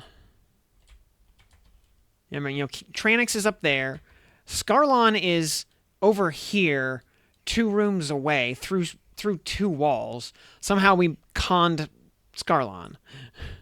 I have no idea how that happened. Whatever.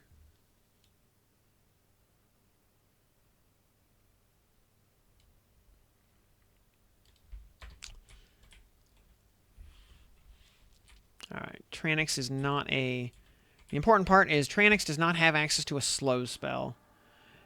Add the new Paladin? Yes, absolutely. It is Smite, which is awesome.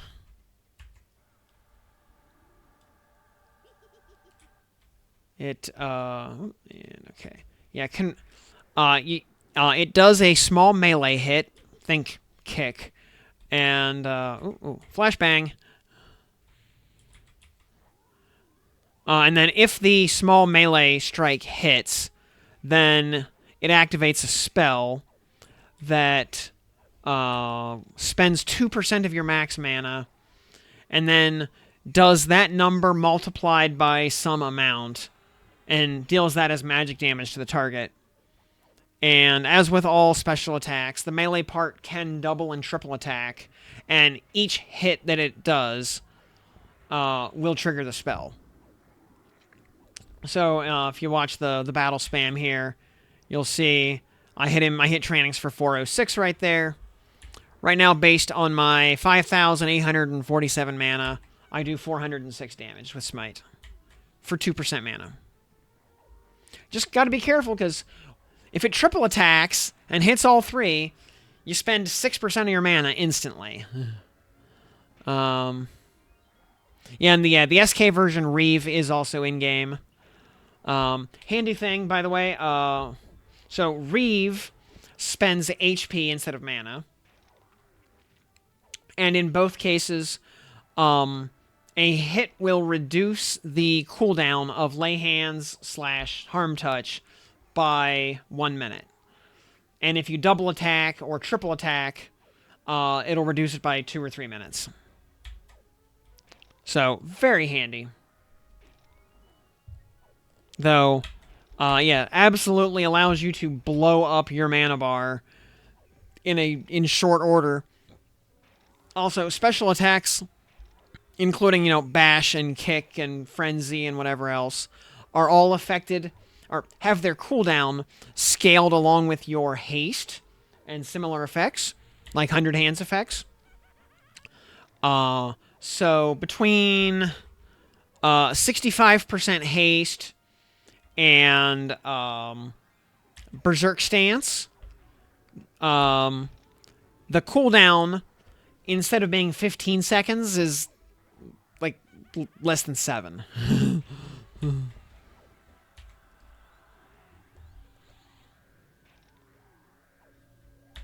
Yeah, harm touch. Well, they do also get what's it called, leech touch or whatever, to be a life tap. But yeah, having a second life bar is generally better than doing the amount of damage that harm touch does. On the other hand, now they can harm touch a lot more frequently. And a polished mithril torque. We would have had a use for that a long time ago. But now we have a Bloodstar pendant, +4. So, yeah, 18 int and wisdom, compared to 13 strength, int, wisdom, charisma. 11 AC versus 9, and no saves versus 9 to everything. Yeah, unfortunately, the mithril torque is great for how easy it is to obtain, but sadly just does not compete with stuff that drops off of Vinarok. So deleted.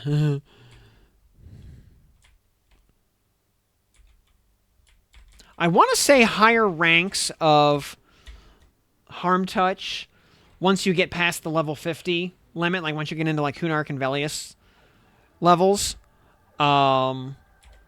it does start to do some extra stuff. Like, Lay Hands at its next rank that requires level 51 adds a pretty beefy heal over time effect for like 4,500 a tick or something for 6 ticks.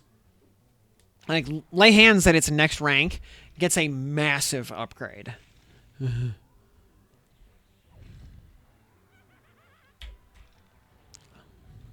I was actually going to prioritize buying the next rank of LOH. Then I noticed it requires level 51, and it was only displaying on the AA menu by mistake. And that promptly got fixed, so you can't see it on the AA menu anymore.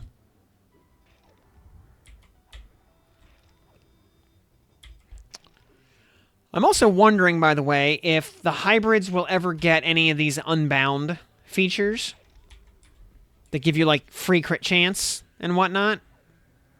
Currently, they do not. Mental Maelstrom.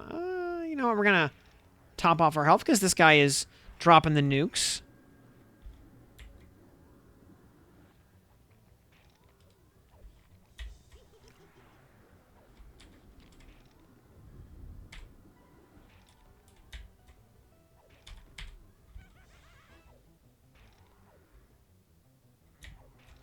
I do wish these raid instances, even like the solo or group versions, gave any kind of reasonable XP.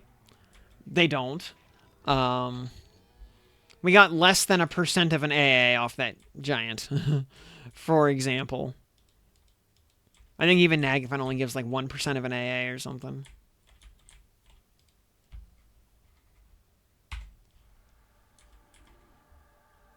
Alright.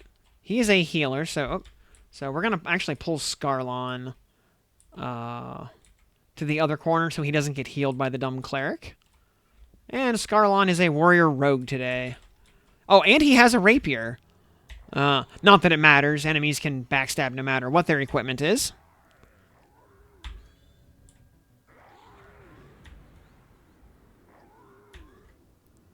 We're still going to try to disarm him, though, just for funsies.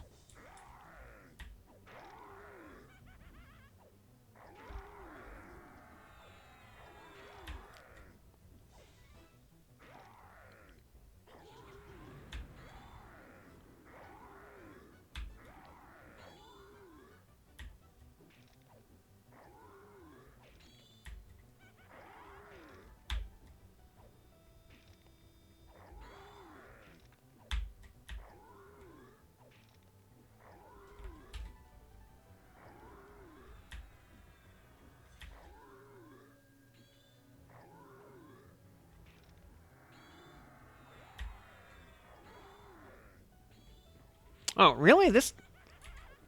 The other guy, Oh, that's a different... That's a different fire giant. Okay. I was gonna say, wait, that cleric added from all the... Oh, well. No, it's a different guy. Oh, I'm gonna switch back to recovery stance. I didn't even realize I was in divine stance. That explains why my mana was, kind of low.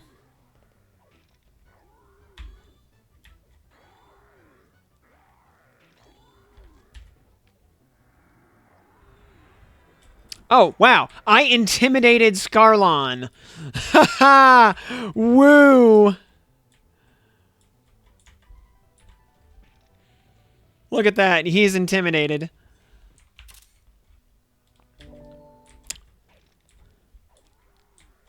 You'll never see that happen ever again, probably.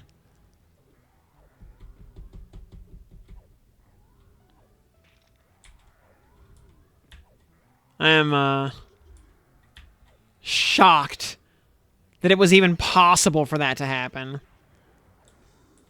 Now I'm curious if it's physically I'm wondering if it's physically possible to intimidate Nagafen. I'm sure it's not, but I don't know. Like, it worked on a yellow mob. Yeah, yeah, Scarlon's 53. Nag's only 55.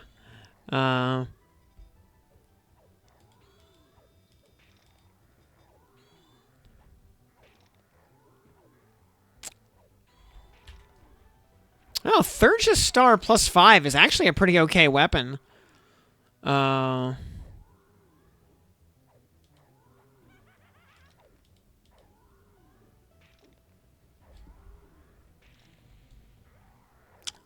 Dagus, 1721. Now that's at +6. Still pretty pretty respectable though for a warrior weapon. And 160 HP on this thing. And 32 AC. I mean, yeah, that is honestly a very beefy weapon. I mean, the Plane of Sky weapons are all generally pretty good. Or like, best in slot frequently.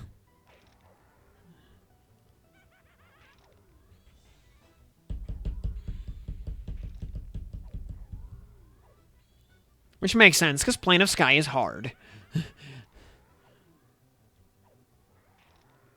I am very much hoping we get Sky instances, like, in the next patch, because I would like to give that a whirl.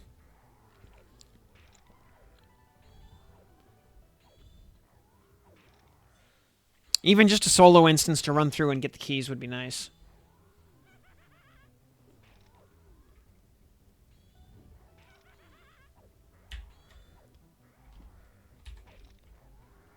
Or attempt to get keys anyway.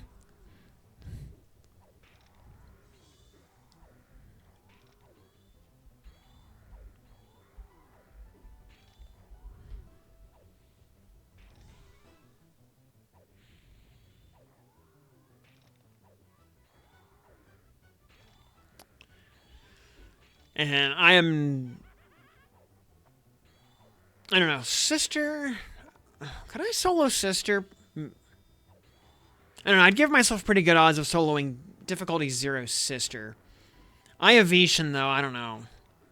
I mean, Eye of Vishan hits like a runaway freight train. I am not at all confident we could solo him. If we could get to him, we'd give it a try.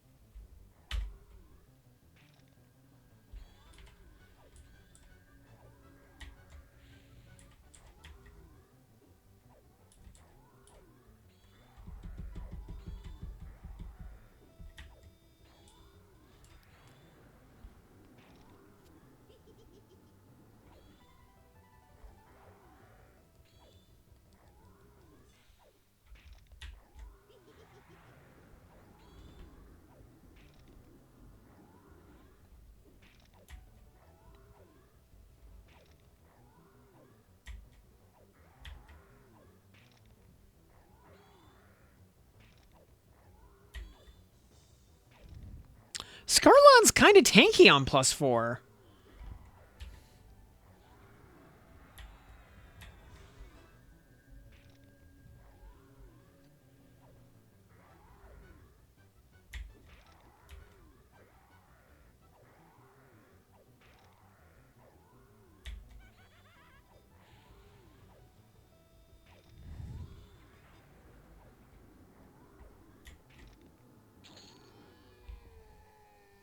Ah, an emerald. Huzzah. We can just start auto-selling those. And a Raising Sword of Scarlon +4.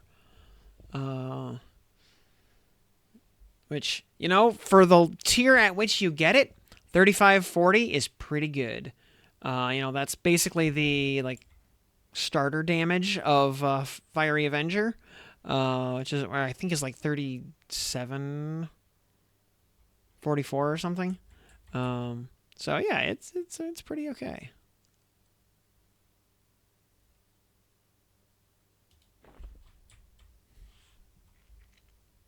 Oh yeah, you can't store stuff from the menu in higher, because you got to pull the exalts out of it first.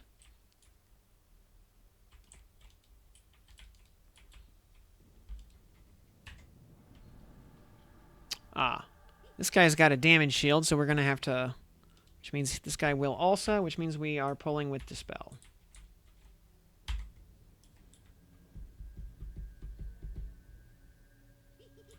Yep, there we go.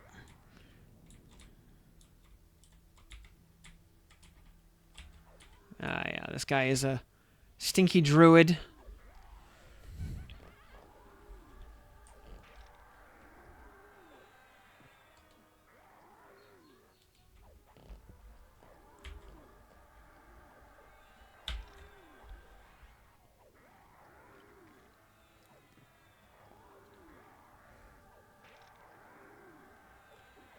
He can port us both to Karana. Well, I mean, he could hypothetically port me back to Wrath Mountains. He's not going to.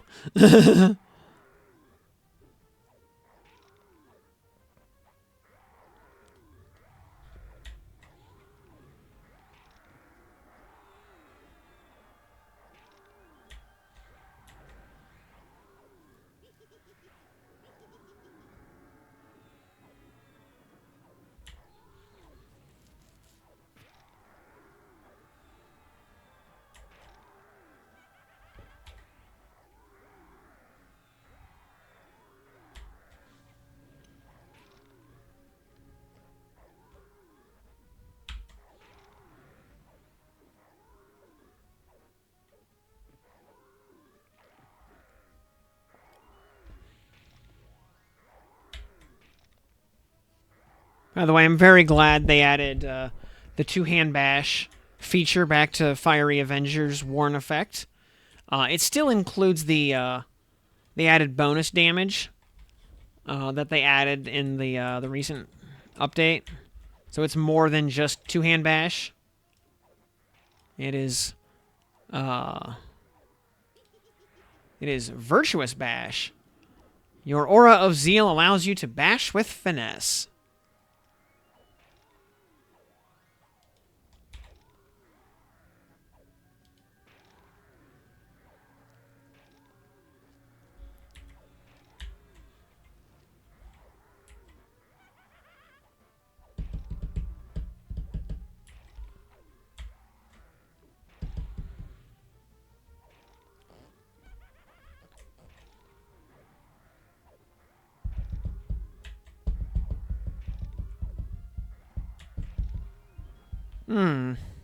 Hmm.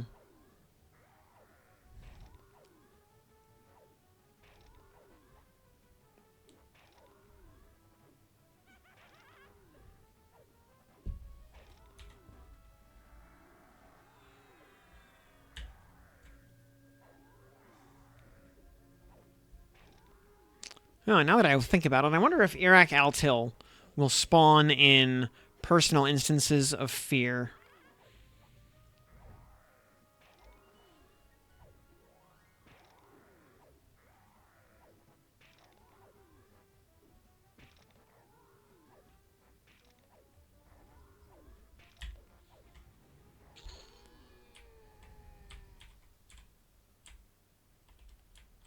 Alright, we gonna med up a sec here. Vinny said you can't hurt him. Well, you know, Finnegel's opinions are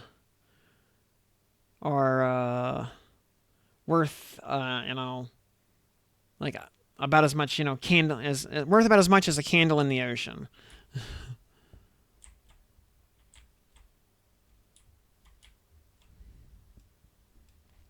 Oh, you know what? While we're waiting on mana, we might as well go ahead and redo some buffs. Yeah, we're going to need a fresh symbol. Blessing is going to run out by the time we're done with Nagafen. Just figure it'll take about 5 minutes to do, or 5 to 8 minutes to do these last couple of trash mobs.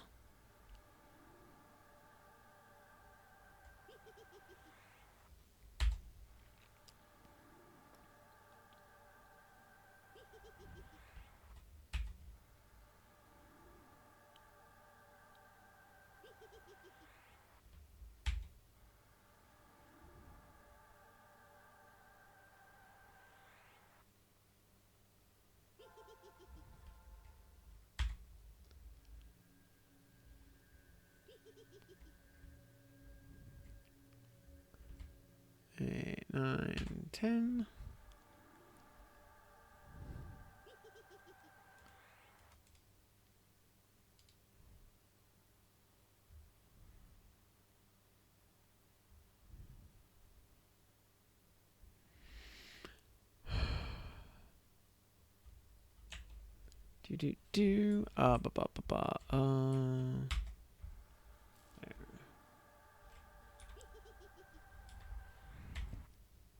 Oh, we don't have to recast Brel, do we?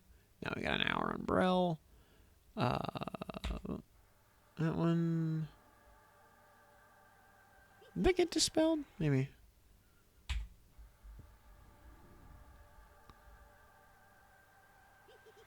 Symbol. Shield of Words. It's done. Blessing of the Lord Commander. Very important.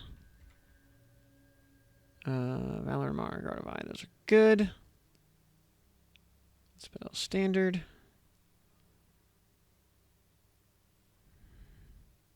Yeah, very glad we dropped an Amulet of Necropotence. It took, what, 6 or 7 runs through Fear Minis plus Kazakh to get 1 to drop. But we got it, so. Right, there's that, and we'll replace Immobilize with Yelp just in case as our backup clicky buff for when I inevitably get distracted. Alright. Alright, this fire giant gets pacified. This fire giant will get pacified. And then Roadkill will probably aggro before we even get a chance to attempt to do anything to him. Oh.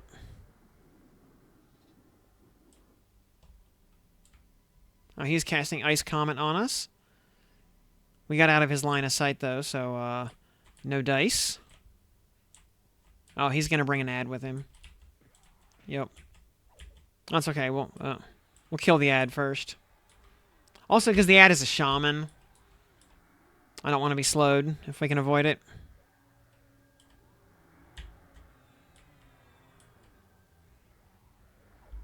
And actually mind our health because Roadkill, as we found out, will actually once in a while cast a decent spell and blast us for 1,000 damage. So anything below 20% health is the danger zone.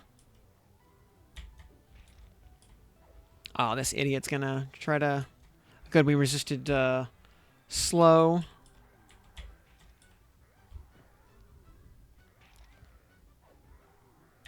I'm actually smiting the crap out of this this shaman because I want him dead before he slows me.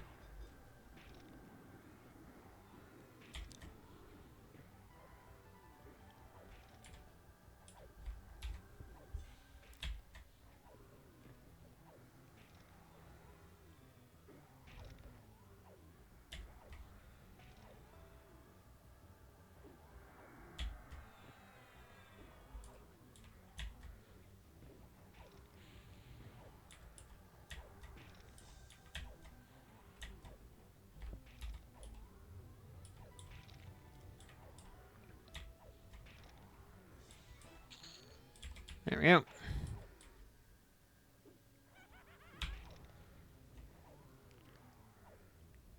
And yeah, Roadkill is a wizard / cleric, so yeah, he's got tons of mana, which he is rapidly running out of.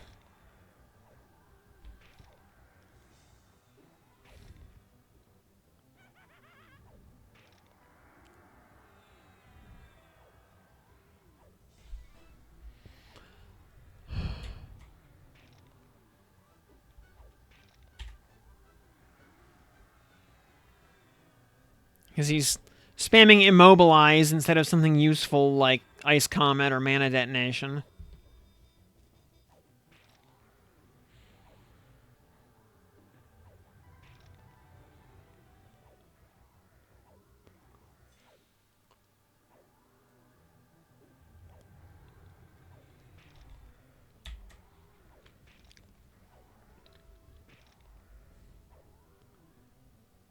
You know, Master Yale has the common sense to spam Supernova until he runs out of mana.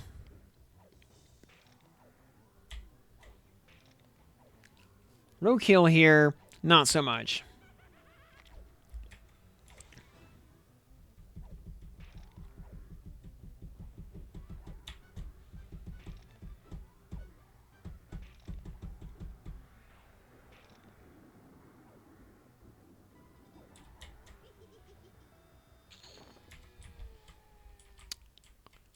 Polished Mask +4, sadly, yeah, does not do us any good.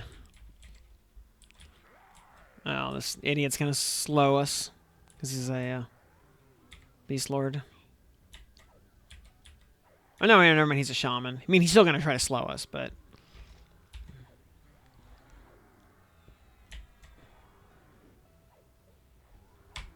we just have to hope we resist. We have 145 disease resist and 223 magic resist, so I think we have a pretty good chance of slow just bouncing. Watching ogre belly dancing into your face. Well, I mean, he's a giant, not an ogre, but both races were created by Ralos Zek, the god of war, so they're basically cousins.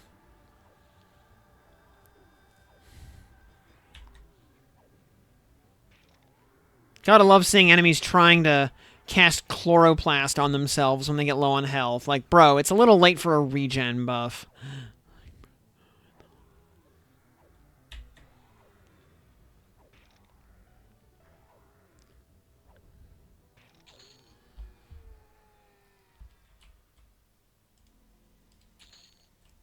Okay. That's all the trash done.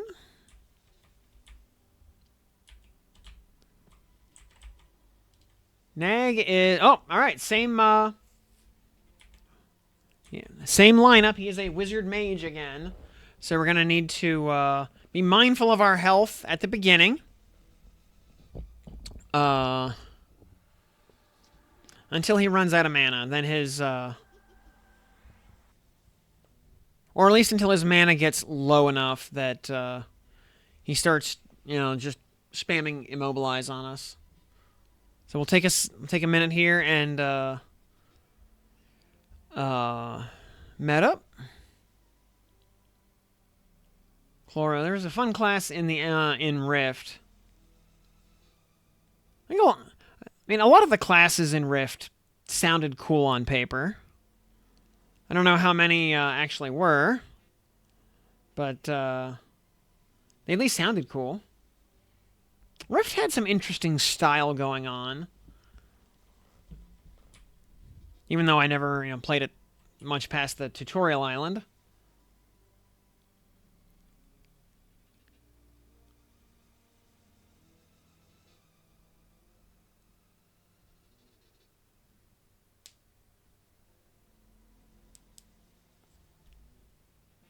Yeah, Chloromancer was a mage specialization. Party healer with healing multiple people by dealing nature dot damage. Okay.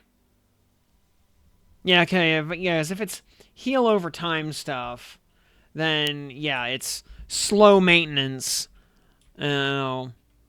it's about keeping the health up rather than fixing it when it goes down. So, all right, we're full health, full endurance, full everything, full buffs. Let's go for it.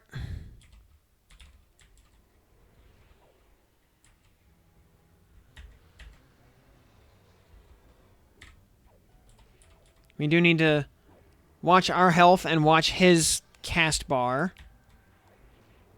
He's casting Rend. Okay.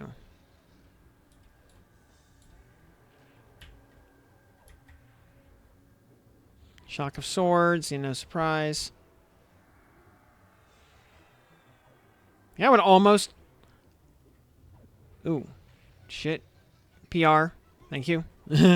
I would almost consider Mage Hunter until he runs out of mana. Almost. Lava Breath.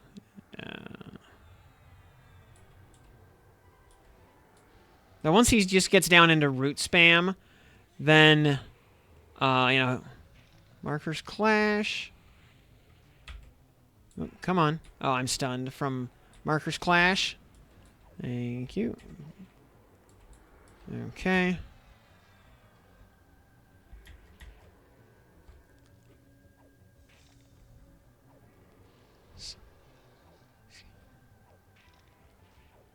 Also, his damage becomes a lot more predictable once he's out of mana. We don't have to worry about Ice Comets suddenly dropping for 1,000 damage.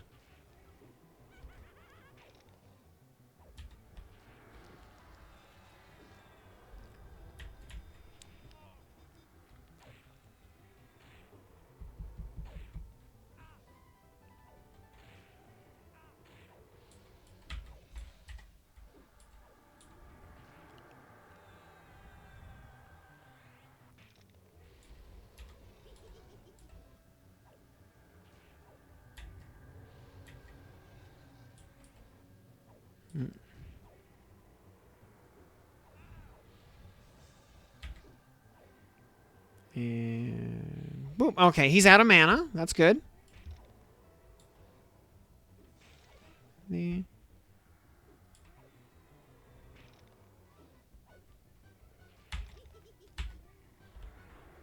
Go ahead and click Soulfire. Get that nice free heal. 5. Ones of 4s. 5508 heal there. Very nice. We had 200 HP left. Love to see it.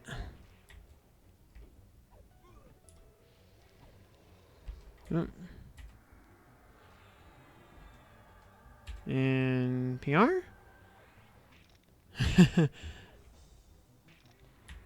We were playing with fire a little bit. I'm actually going to flinch on that one. Yeah. I didn't need to, but I did.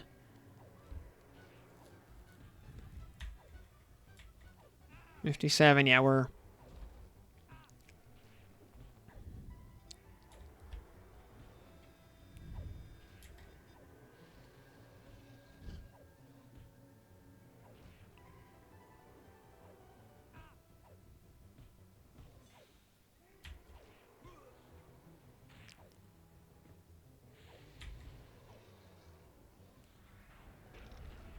Oh yeah, his breath attack scales up in damage with difficulties, by the way. I want to say he's doing like 750 now instead of 500 or 550 or whatever. Or 700 at least. So. 4, 3.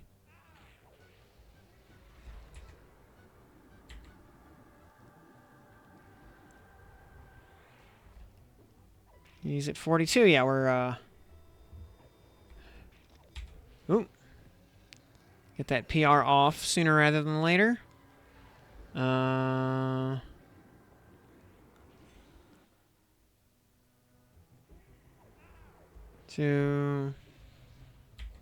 1. Boop. Yeah.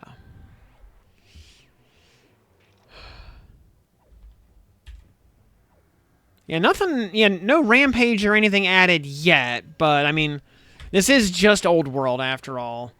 You know, Nagafen is like the tutorial raid. Actually, I'm gonna Sacred Echo again. He got a very lucky string of hits there.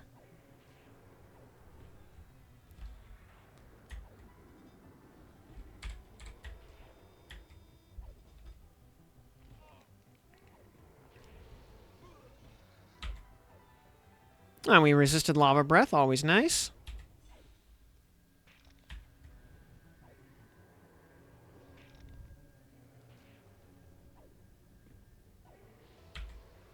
Now, we're not disrespecting the raid completely because I'm not using mana on Smite yet. But we're also still just spending the whole fight in Berserker stance, so we're not using defensive.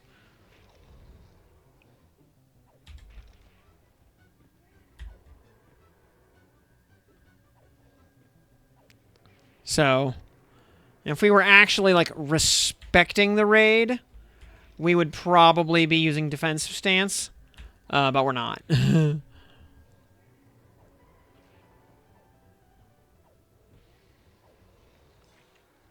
Oh, yeah. Good old, oh, did he, what did he land? Bonds of Force. Oh, it's just, Snare. He actually managed to land that finally, after many attempts.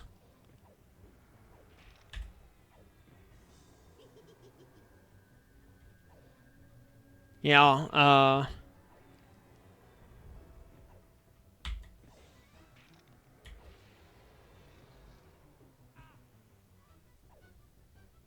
Alright, Nagafen, this is the part where you fall down.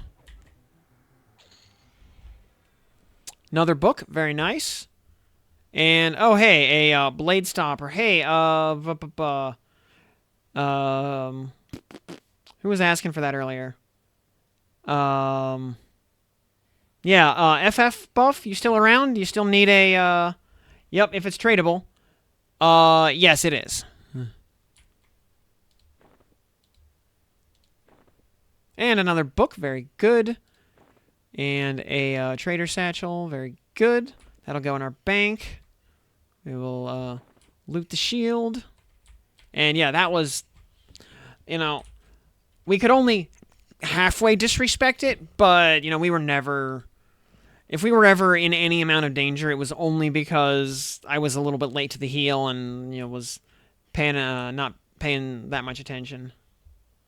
Ursel and Raka.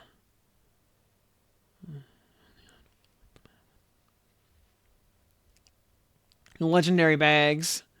Yeah, not yet. If there will ever be an option for that, it's not in game yet. And as soon as it kicks us out here,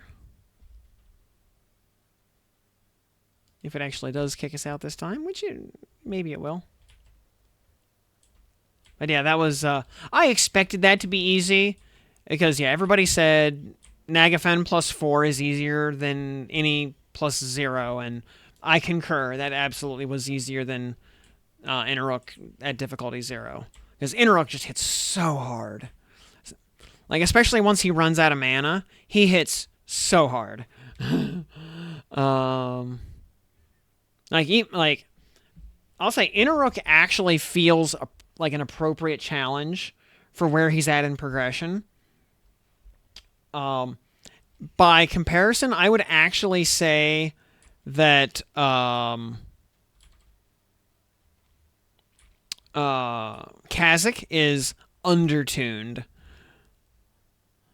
And yeah, let's Origin back to town, and 12 div boots sold, very nice. Big stonks right there.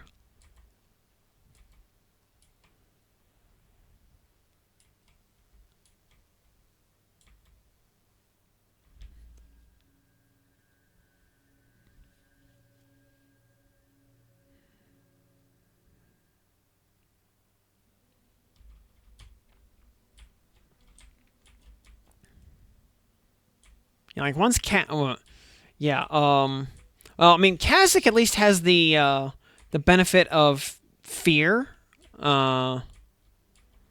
If you're not immune to it.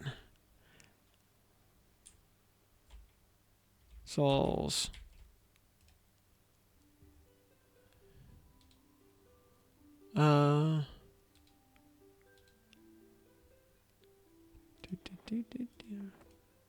See the oh, did we get a major moat off that guy? No. I picked one up somewhere along the way though. All right. Blade stopper. Let's see. Let's see. Send it. Anraka 2. Anraka. There. Yeah. Into the stream.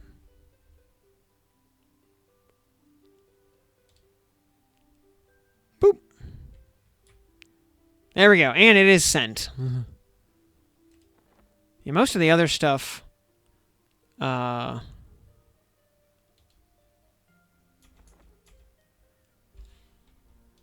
we got was all no drop. Otherwise, I would have handed out a bunch of that stuff as well.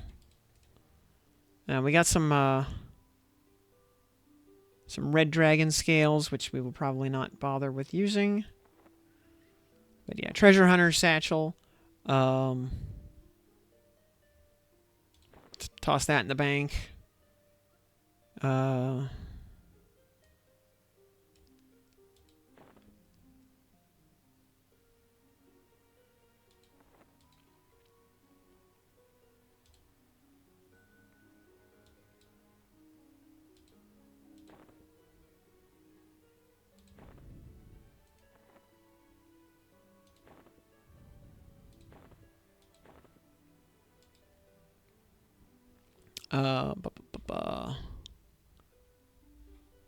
Oops. All right, yeah, of some of the loot we just got, Hierophant's Crook. Do we have any more Hierophant's Crooks? It's Crook. Grab item.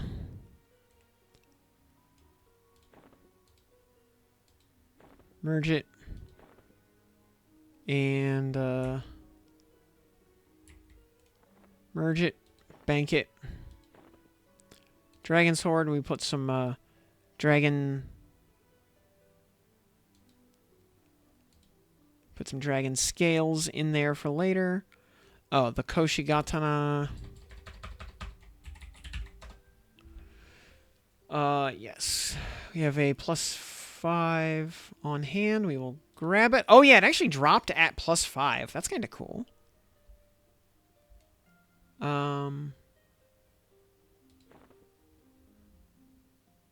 That's very... hashtag rare.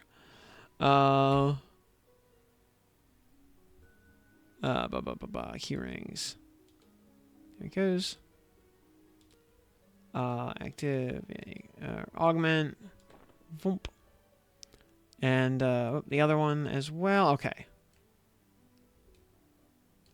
Pull both of them out. And then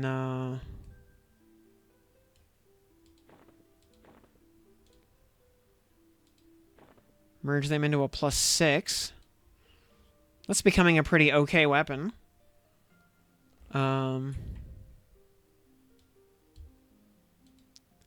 General. Yeah, they're in Ogten. Okay, that is our only one. Into the bank it goes. What about Blight? Alright. Roll. Okay, that's the Exalt. We have a +3 in the Horde. Okay. Right there. Retrieve that.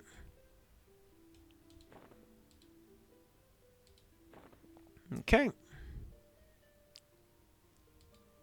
pull the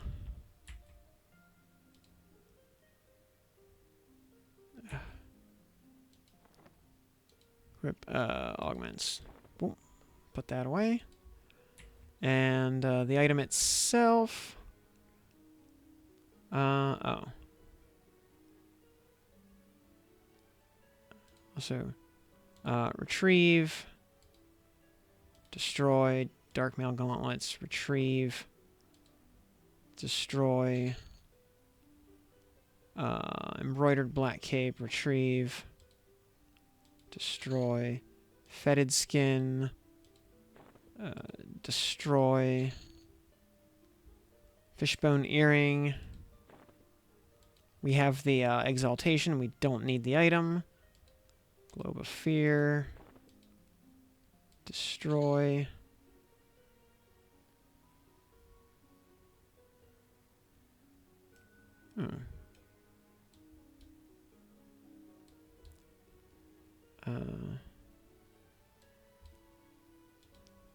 Retrieve. Merge. Yes.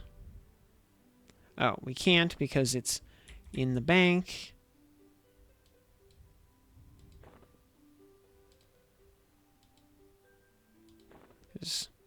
For whatever reason, you can't hit the merge item on an enemy that's in the bank. Or on an item that's in the bank. Destroy all that. Yep. Bunch of nonsense. Polished mithril mask. Retrieve. Destroy. Prickly pear. Retrieve. Destroy. We don't need that. Polished mithril torque. We'll never use that again. Rat ears we will actually keep. Raven scale, sure. Recovered loot. Retrieve. Destroy. Some other stuff. Scare straw, we will never use that. Shattered emerald, that is an epic item that has no value. Shining metallic robes. I don't... No, we're never gonna... We have better robes than that. Short ale, Akesha, silver silk, destroy, Sword of Empowerment. What is this thing? Oh yeah, oh that was just like a monk thing. Whatever. Staff, symbol of loyalty to Vox. We can retrieve and oops, and destroy. The idol, retrieve. Destroy. Umbral plate mail. What was this? The Shadow Knight. Yeah, actually pretty good. Not that we're ever going to play Shadow Knight, but... White Dragon Scales, we can actually just destroy those. Those are for epics. They obviously have no value. Destroy. Windrune Beza, we will actually retrieve that and bank it. And Wraithstone +2. Does absolutely nothing. There we go. Free up some space. Blight goes there. Burnt book can go in there. And other burnt book can also go right there. Also, treasure hunter satchel can go in the bank. And is that everything? Oh. Oh, we actually have 3 burnt books now. Nice. That is useful. So that when we go back and do Vox again... Yeah, we have room for one more. Okay, that's actually Beza, Isa... Actually, Isa and Eza will keep those in some semblance of order. Alright. Cool. That's all set. Like a nice rat whisker pie. I see what you did there. Separate bank for crafting materials. Yes, it is the trade skill depot for all of your trade skill related needs. I have a lot of fire giant toes, fire beetle eyes, a couple of diamonds, and other miscellany.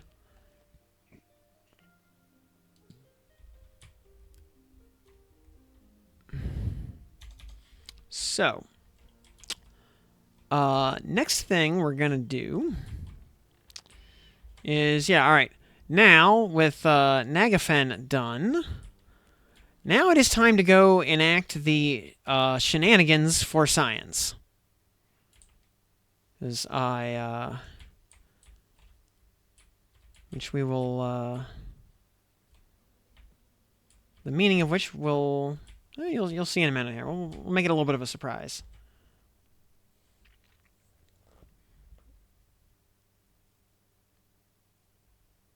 Yeah, I have, I am not a trade skill enthusiast at all, so I kind of have no dog in that fight. And I dread the notion of having to do trade skills for Coldane shawls. I will look forward to doing the Coldane rings.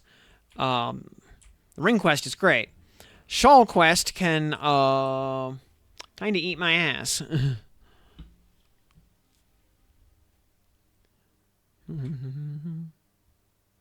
I mean, yeah. I mean, I'll do it for. Well, let me rephrase that. Maybe I'll do it for completion's sake. Although this is also on the assumption that Velius is on the horizon instead of a total divergence, which who knows.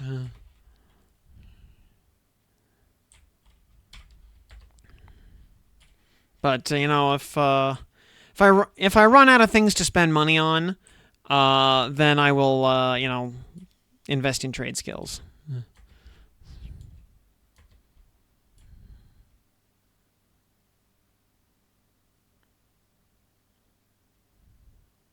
I'll do the quest for completion's sake, if nothing else. Yeah, the trade skill system is already so much better. Yeah. A lot less carpal tunnel involved. So it's got that going for it. Now, as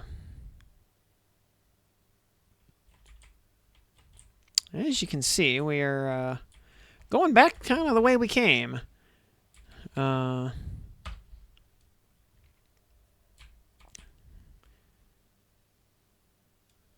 curious if anybody has an inkling as to what sort of shenanigans we are about to get up to.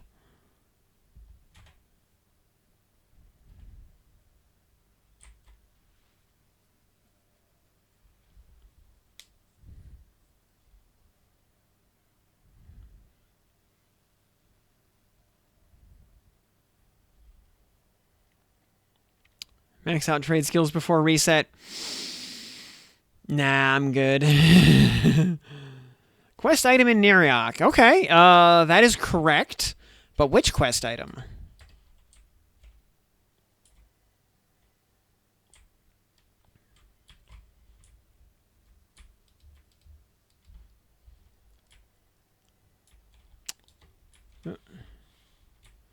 Red wine? Nope, no red wine.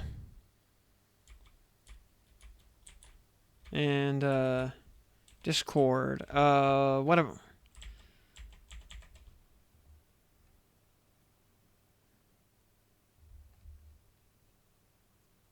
Well, we're not going to be talking to the priest of Discord, that's for sure.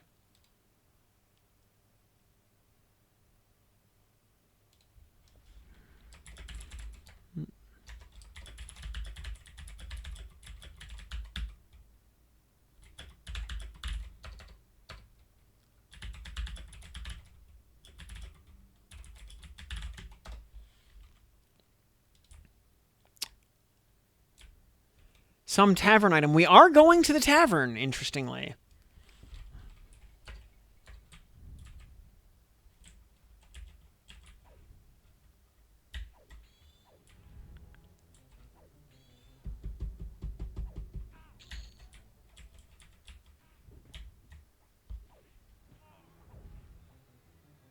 How's my Emerald Warriors faction looking? Emerald Warriors is amiable. All right.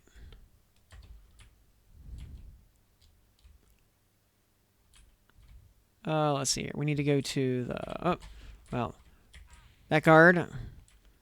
That guard actually didn't really want any trouble there. He was, Devin Lacrit wants some of this. Okay, well, we will not disappoint him.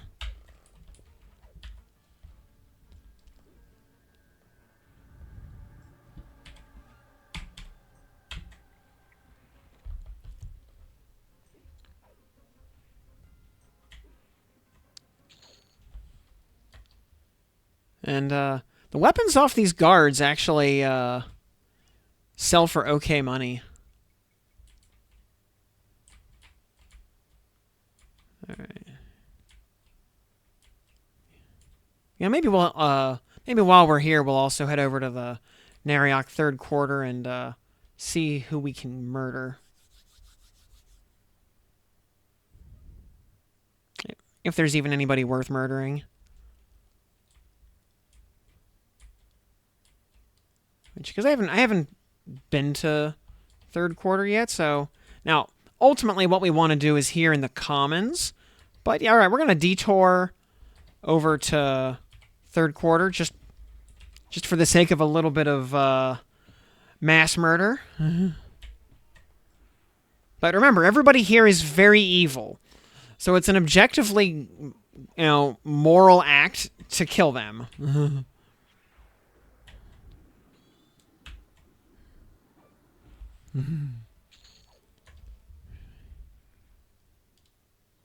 Those guards right there. Yeah, there's a bunch of guards in the tower right there. We can,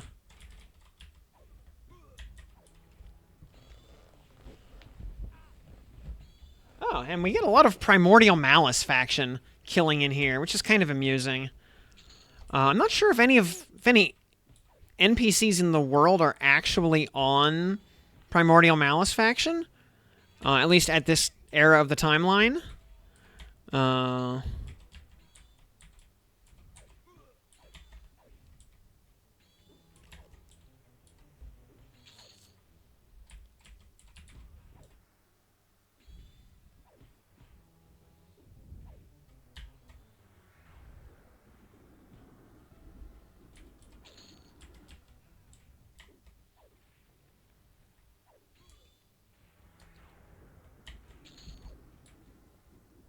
Yeah, sadly, guards don't give much XP, but we're 298 to get to threatening with Primordial Malice. I wonder if it's even possible to get to dubious. Not that I want to be respected by Primordial Malice, but just kind of a curiosity.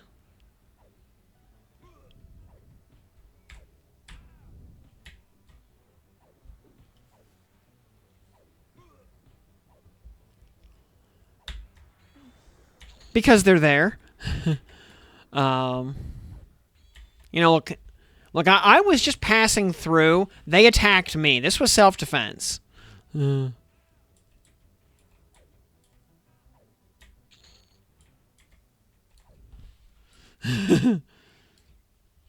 was just minding my own business. Trying to go, just do some shenanigans. They decided they wanted to cause trouble.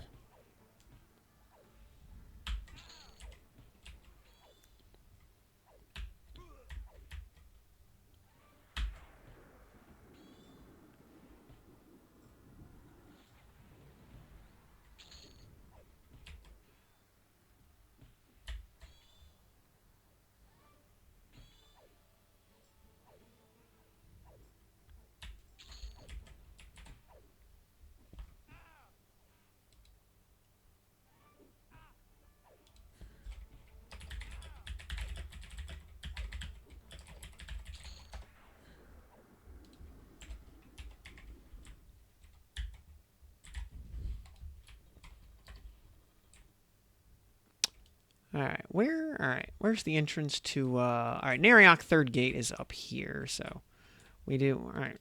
We're gonna go up here and just, mind our own business.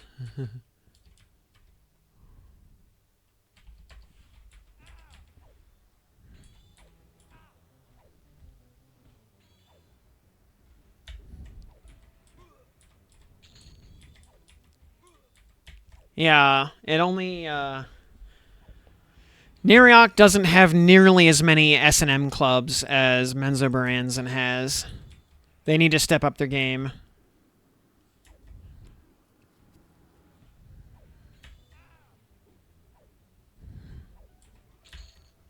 Like, there's only one brothel in Neriok that I'm aware of.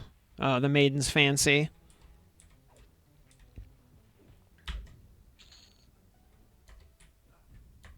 Oh, is there another guard on me? Yeah. Oh, Guard Tobias. Didn't I kill you a minute ago, Guard Tobias?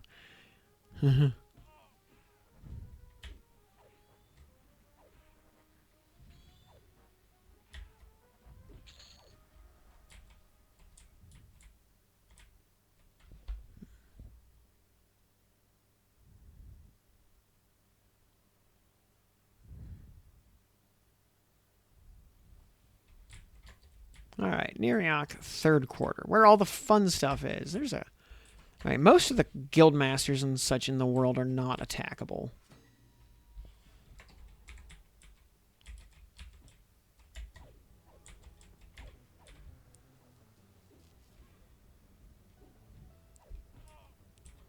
With a few obvious exceptions like Lucan Delir.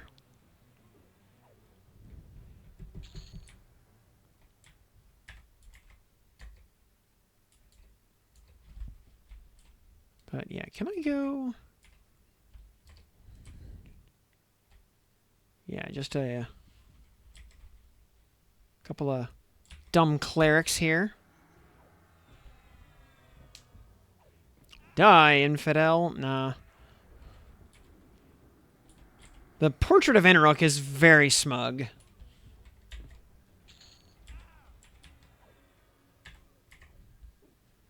And... Oh, you get 60 points of Primordial Malice faction. Actually, let me pull myself off of... put myself over there for a minute. Yeah, look at those faction hits. You get 5 Priests of Life, 60 Primordial Malice. You get plus Priests of Mar, but I'm already maxed. Oh, you get Clerics of Tunare, which is actually useful. Because I think... Does Clerics of Tunare go up for killing or for feeding Pandos? I think it does, right? Or is it Soldiers of Tunare that goes up? I have to actually check. Muffin quests for Pandos. Gives you Fate Arcs Champions, Tyrosthex, Clerics, and Soldiers. Okay. Gives you both. Okay.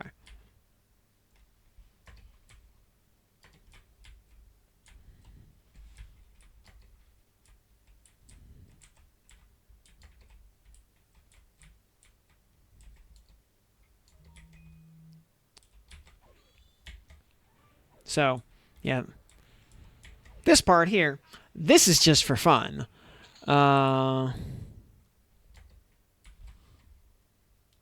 We'll go back and we'll do the shenanigans once I've properly depopulated this town.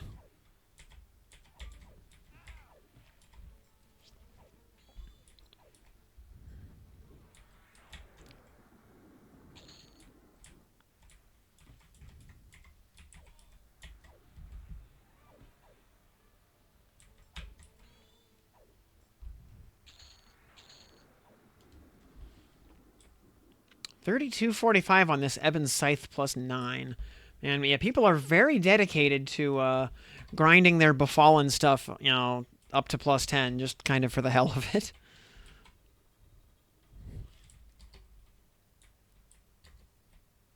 Let's see here. I do not know my way around this deep in Neriok. I don't come here very often.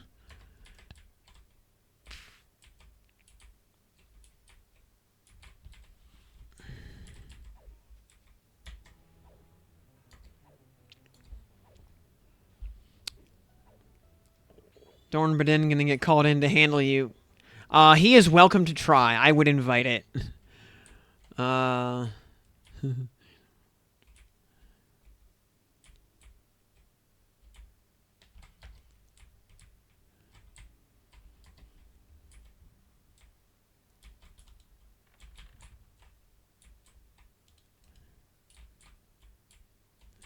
So I'm still dubious to the merchants.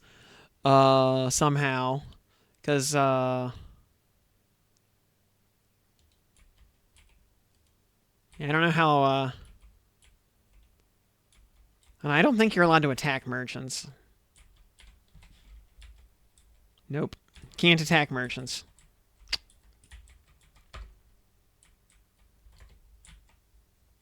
Also, I mean, if I wanted to, I could actually spawn, Neriok +4. That would be fun. But, not necessary. Alright, well. Prepare to be gutted like a fish. Now that, oh, over here. Oh, nice. You kill the rogues. You get Guards of Kino's faction. You get Wolves of the North faction. Guardians of the Vale. And Carson McCabe. Okay. Killing guards in Neriok, or rogues in Neriok. Good way to, yeah, raise factions. Can I kill this guy? No. Maybe a good way to, get your faction for certain racial unlocks. Alright, this guildmaster is attackable. He might be, he might have, like, nigh infinite HP, though, being a guildmaster.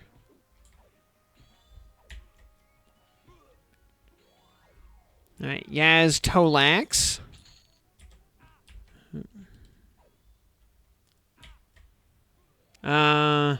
Okay, this guy is basically immortal.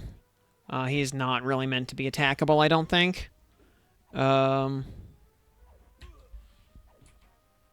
I stun him? No, he resisted. Okay, yeah, his HP is, not moving. So we're gonna have to zone him, because he is actually unkillable.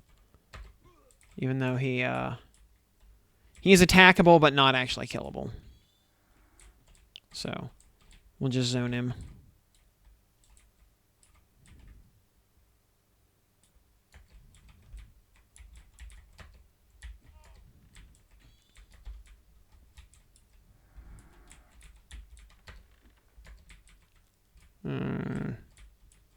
Wait, where am I going here? Is it this way? Take it. No, that's back where we came from. That's the other side. All right.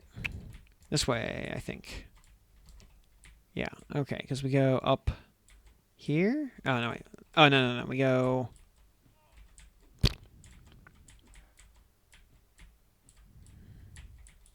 this way. Okay, this is how we get out of this building. All right. We'll zone this idiot. Because I don't have Memblur up, and I think he's also probably like 100% magic resistant. I doubt we'd be able to like root him and Memblur him or anything. So.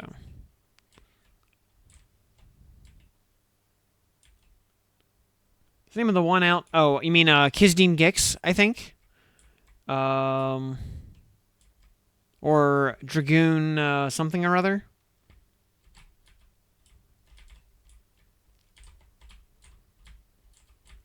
We might... did we...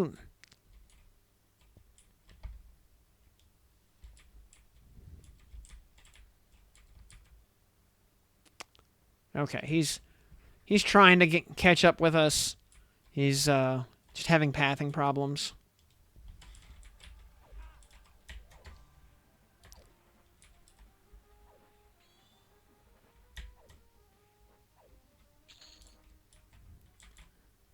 So yeah, we'll just pop back to commons real quick.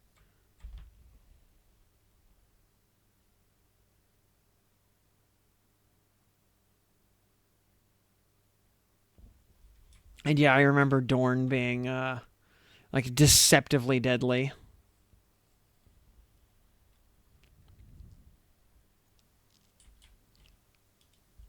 Yeah. Oh, hey, we actually hit Dubious with Primordial Malice. Wow. We might even be able to make it to Apprehensive. Wow.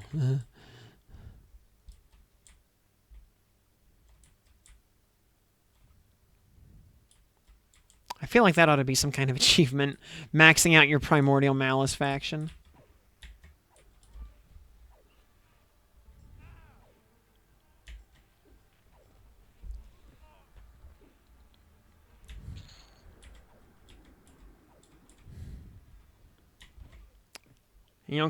consider, Primordial Malice are so extreme that, they hate mainstream Neriok society.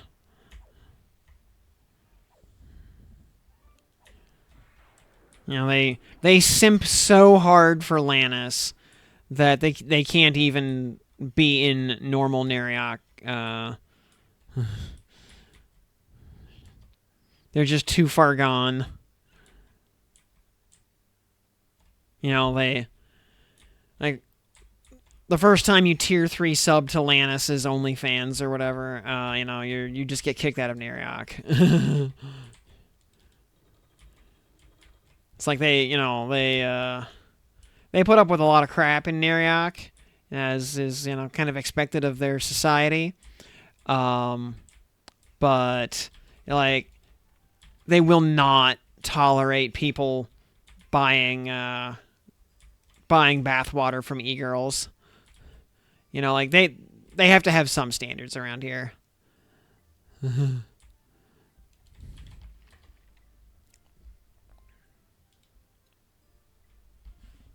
Oh yeah, we're gonna have to buy an Evander's hoop at some point, or obtain an Evander's hoop at some point, just for lack of anything better to put in our earring slot.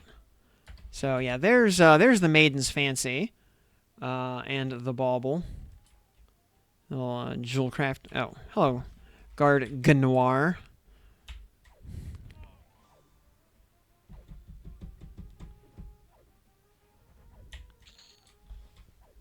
All right, the Maiden's Fancy, full of degenerate. Why is hello? This troll is only dubious to us. Can we kill his ass also? Okay. I'm in Feel the Blade of the Dark Bargainers. War Club +1. We can, I think, sell that. Trollhead from Ratraz. What is he even used for?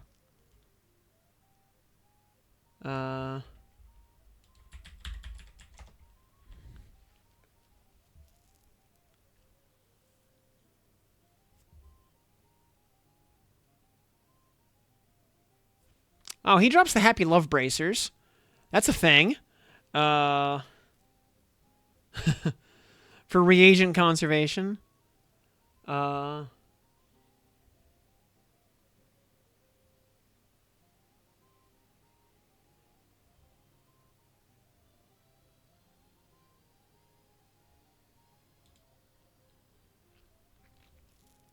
Let's see. Go to Grob and find a Huckulk in the back of the zone. Find Lanuga. Travel in Ariok. Find Guard Lumpen. Can,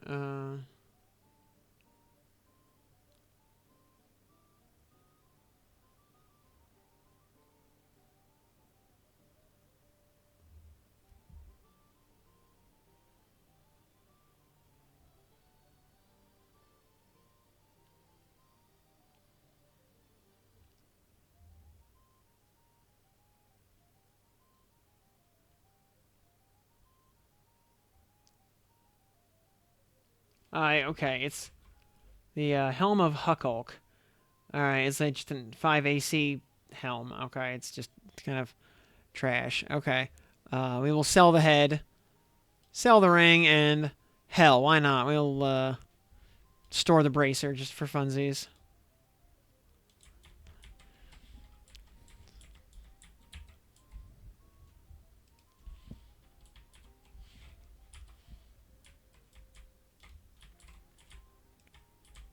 Alright, how many, any fornicators down here we're allowed to kill?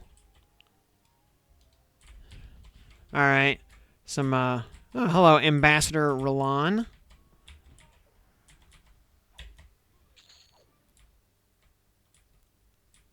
Oh, we get some Emerald Warriors and some 40 more points of Primordial Malice.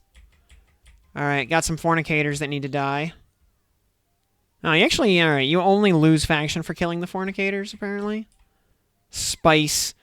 There we go. That gives you, that was like rogue faction, basically. And Mayor Zolotl. Alright.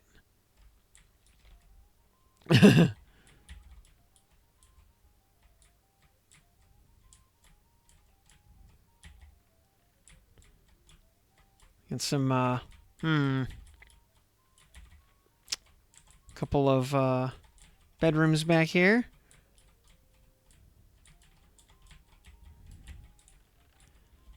Alright, we have, help prevent the spread of STDs. We're doing our part. Hold on. Oh, you're already alive again. We can fix that. And Ratraz, you're alive again also.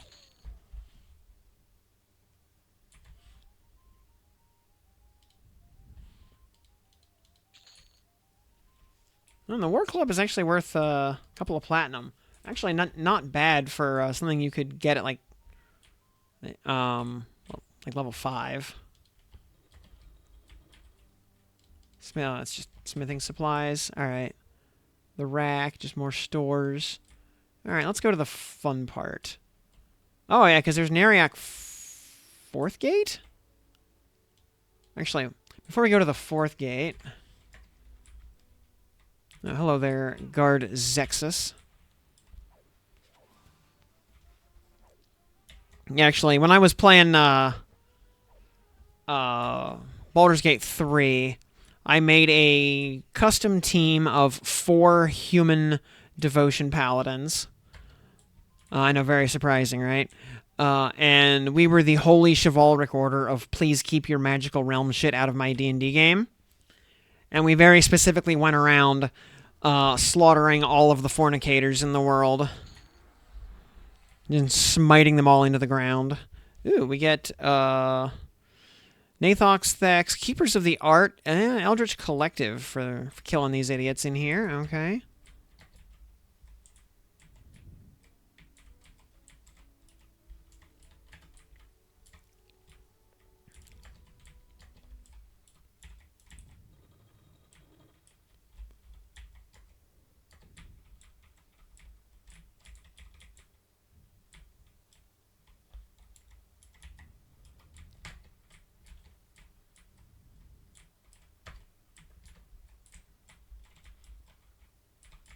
Pottery supplies, okay.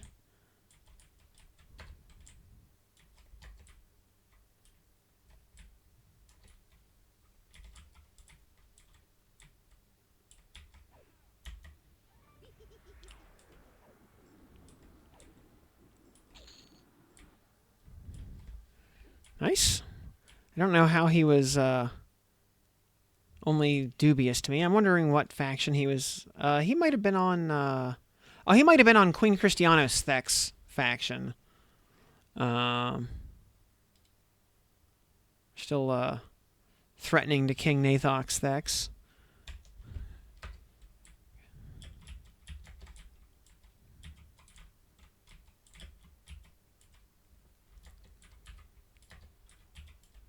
Okay, all right. Well, not too many enemies in there. Oh, the Necromancer Guild is up there. Let's see.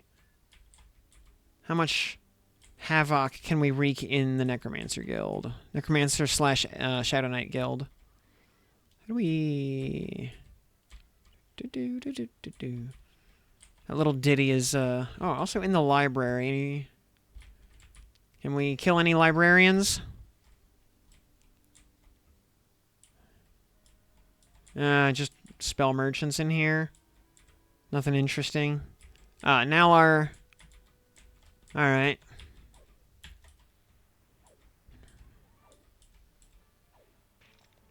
Nalar Quatentu.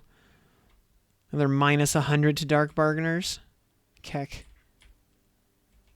And minus Dreadguard. No positive faction for any of that. Rip. Alright, he's doing a turn-in, I think, so I'm not gonna mess with that. Yeah, he's... Otherwise, I would kill that guy in the corner. But yes, someone's doing faction turn-ins, so...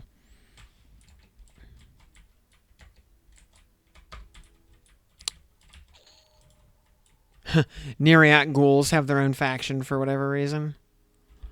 And I'm actually curious if... I don't think there's any way to fix Nereak ghoul faction. Other than just be a necromancer. I'm pretty sure. Ah, I got the nice little, like, pagoda or whatever in here. Yeah, Nereak ghouls actually have their own faction called Nereak Ghoul.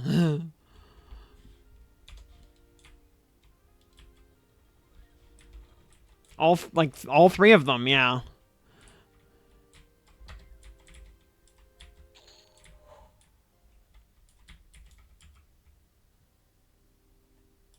How is this guy still dubious to me?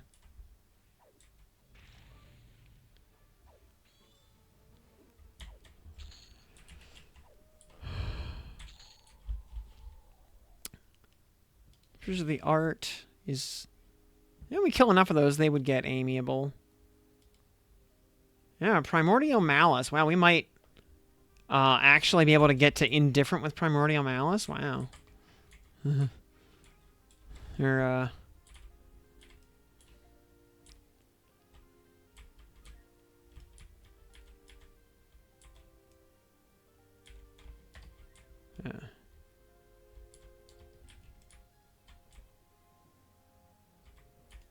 Alright, anybody in here that's attackable and actually killable? Or is it just all invincible guildmasters? Sis, how are we dubious with these idiots?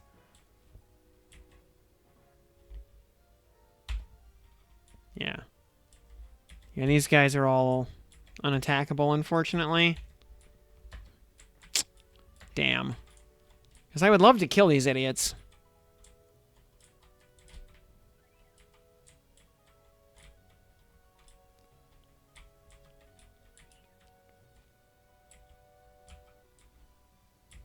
Yeah, somehow, like this necromancer spell merchant is indifferent. I guess she's just not on a faction. She's like beta neutral. And hey, FF Buff, thanks for that follow. Welcome, welcome. Hey, Paralyzing Earth. Clerics get at 56. If we wanted to buy necro spells, we could actually buy a full book of necro spells right now. I find that amusing. What is the Word of Kaliev?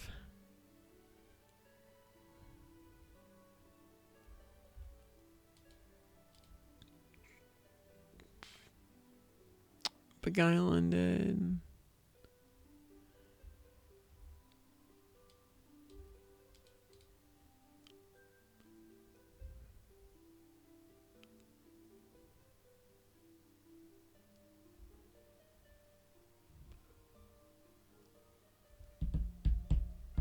Wait, bounce is in the game? Really? Huh. I'm surprised.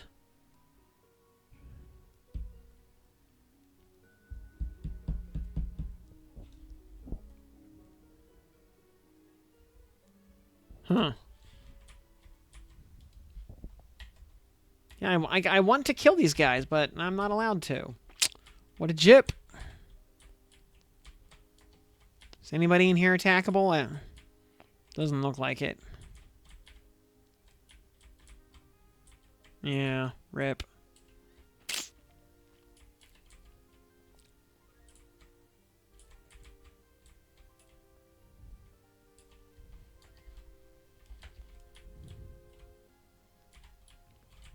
Oh, well. I mean, that's pretty much what I expected, but I'm still disappointed.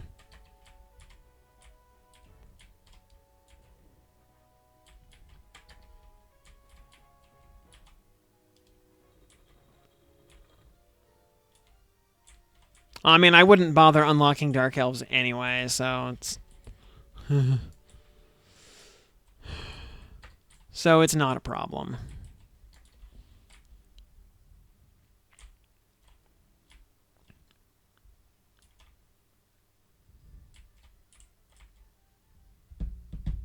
Just like I wouldn't ever bother leveling up Shadow Knight or Necromancer. Oh, hey, this guy's alive again. Momentarily. There we go. So let's go over to the 4th gate.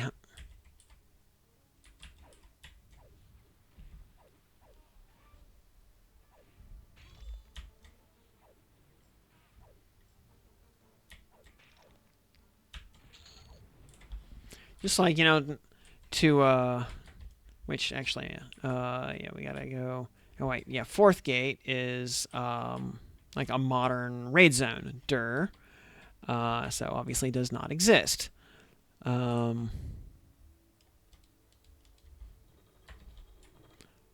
we can still go into this little building here. Anything, that we're allowed to kill?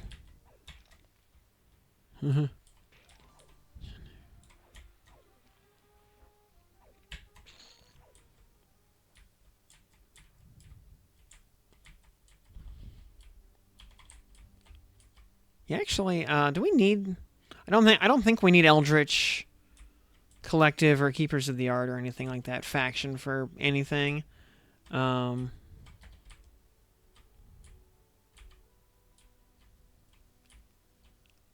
all right. Well, we had our fun here, but let's go do those actual shenanigans I was talking about. Which we need to go back to the commons for that. Because we do, in fact, need to go to a tavern.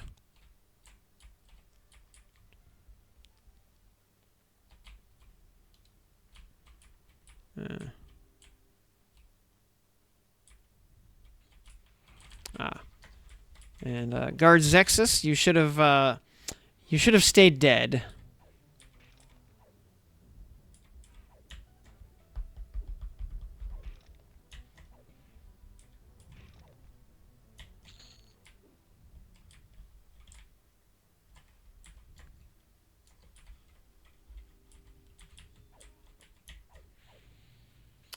Ready for Ledgefest? Oh, is that in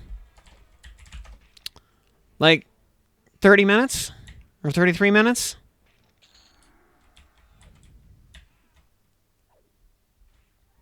I mean, I'm assuming there will be an overpowered Fire Grand.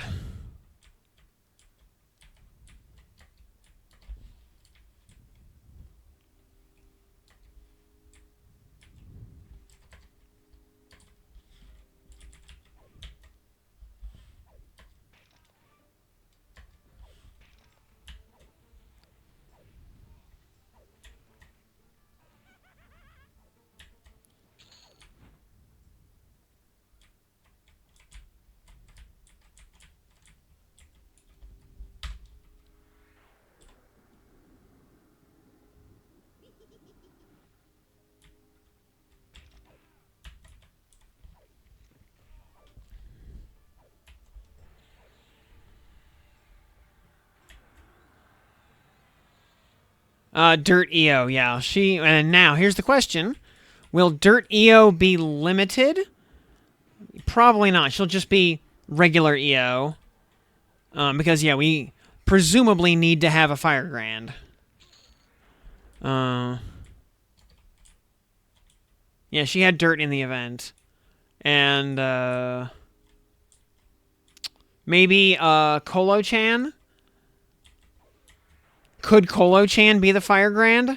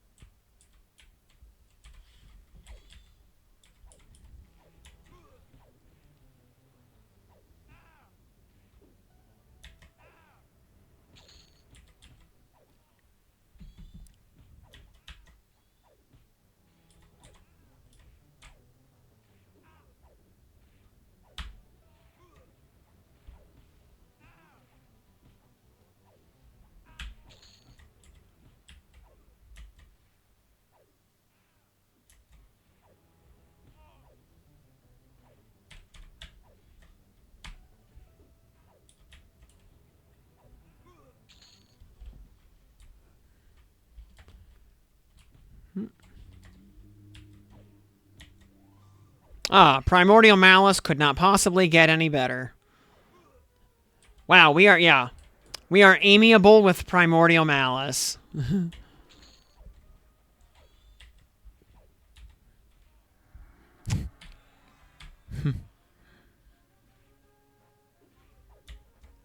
um,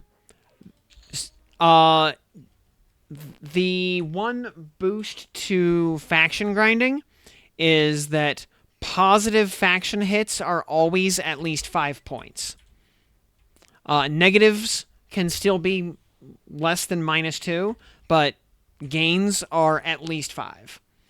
Anything that was more than 5 is unchanged.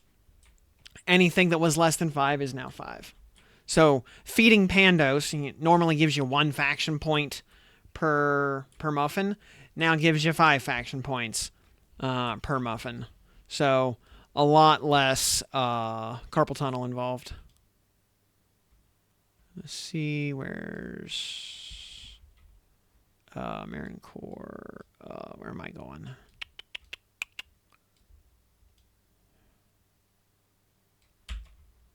I am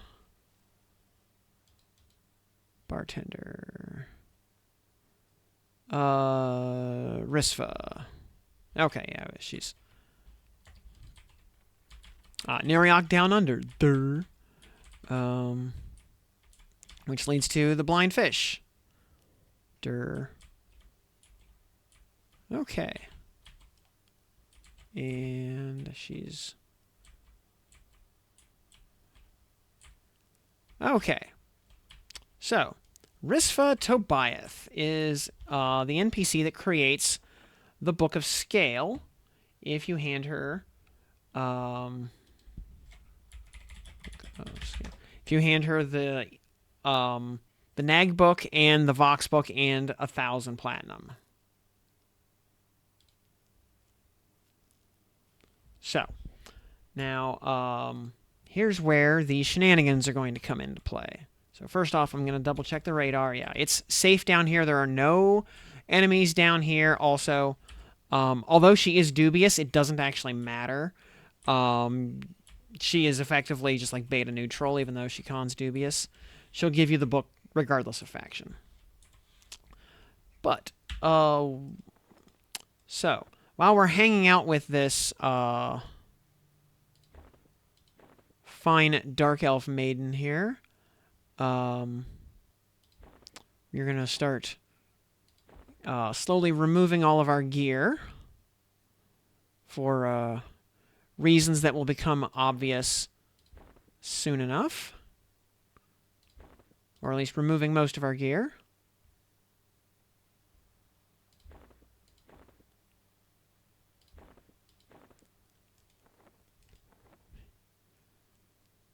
And get your head out of the gutter. It's not what you think.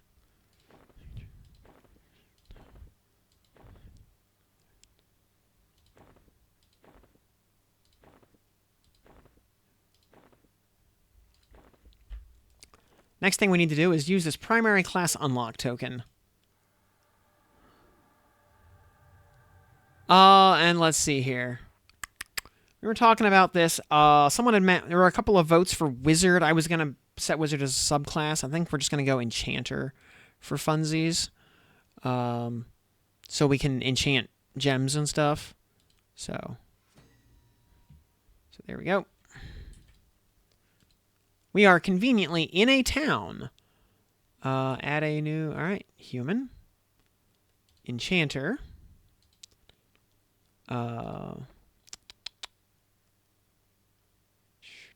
Ranger. Wizard and... Druid. Copy current equip to this loadout. Yes. All right. Deity, all this. City. North Freeport. UI share with number 1. Use this loadout. Okay. All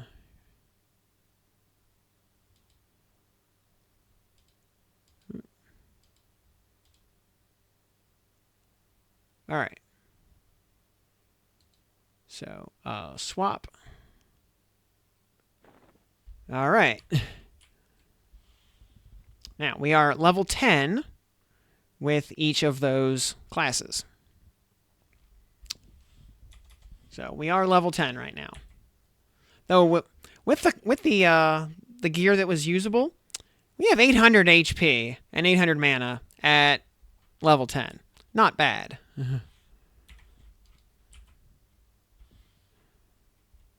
And, you know, we are in a town, so we were able to do this swap right here in the bowels of Neriok. Now, let's give this fine bartender here. Make sure we're doing it right. We have a frost covered and a burnt book. Okay. Give her one of each. And we'll give her 1,000 platinum for her services. And we're going to see if something funny happens. Maybe it will, maybe it won't. But we're testing to find out.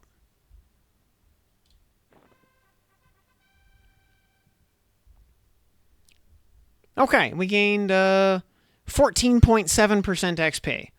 All right, I was expecting it to be like something silly. Because at level 49, I got 3% XP. So I was expecting to get like, you know, a whole level or 2 or 3 off of that. Didn't happen. That's probably for the best, though. And frost, torn, burnt. Oops. You must turn in all the... All right, cool. It won't let you it won't even let you click give with an incomplete set. That's nice. Yeah, which is there to prevent multi-questing, but... All right, yeah. So yeah, 14% XP off of that. All right, we will... Origin back. Now, I want to see one other thing. One other thing I want to check is the XP from turning in the book to the Oracle of Karnon.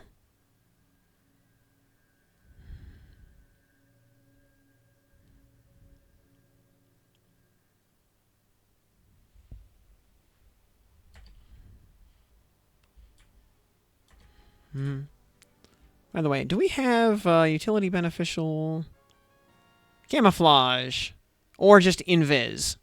Yeah. The only thing I care about is invis.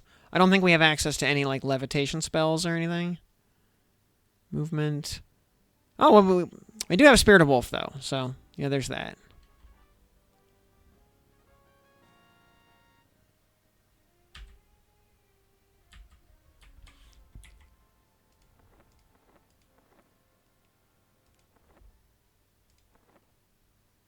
Oh yeah, I could actually wear the Crown of King Tranix on this setup. But no need. Okay, yeah, we can just sew ourselves. Yeah, we're gonna do one quick check. Yeah, we're gonna, like I said, we're gonna hit Oracle of Karnon, see how much XP that gives. And also, let's we can also see what our AA list looks like. I guess the general tab is truly the same for everybody, except a couple of ranks less of a few things.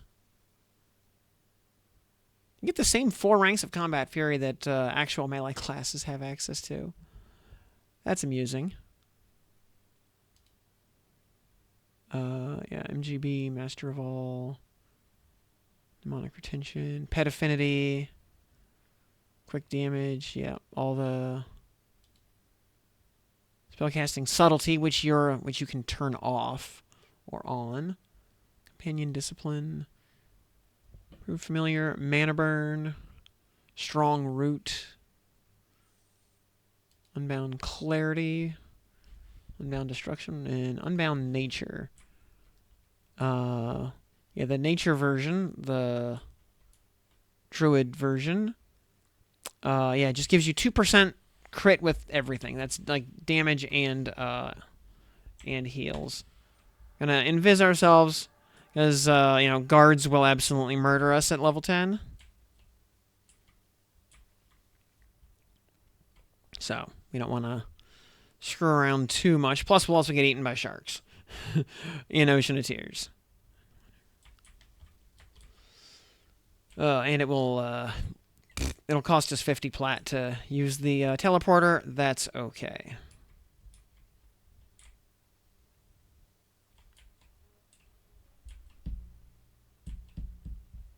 We could also buy some spells while we're here, but I'm not worried about doing that right now.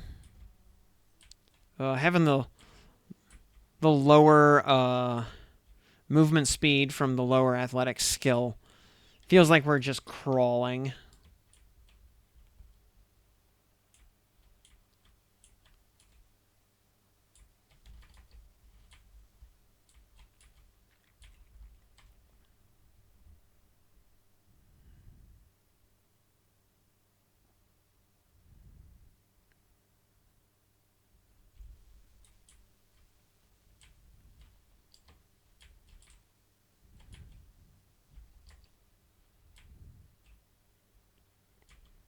Admittedly, 14% at level 10 is actually still way more XP than most quest turn-ins give. But yeah, it was. I was expecting a lot more, and yeah, I did not get the stupid amounts I was expecting.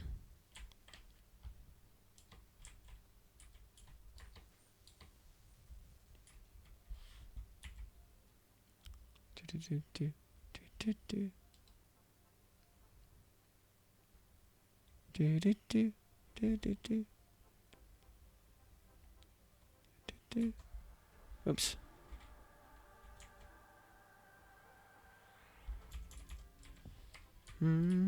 Oh yeah.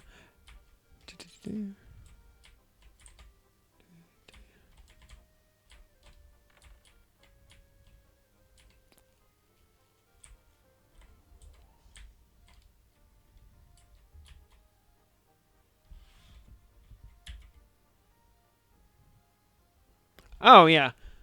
Can need to travel to Ocean of Tears or to Kinos. Oh, he can also take you straight to Kinos. For 50 platinum. Yes. That's fine.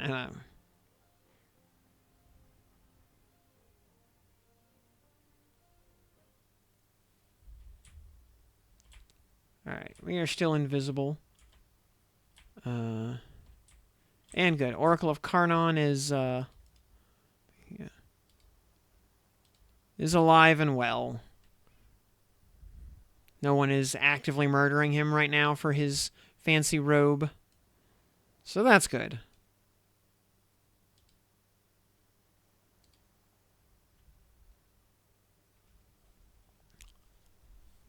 Hey, Kavak. Yup, the transporters cost money now.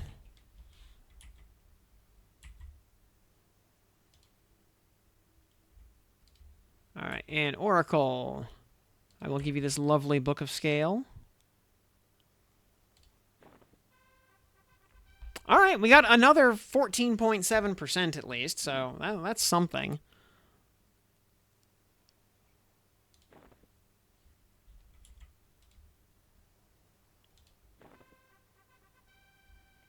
And we got a pretty good chunk of AA as well.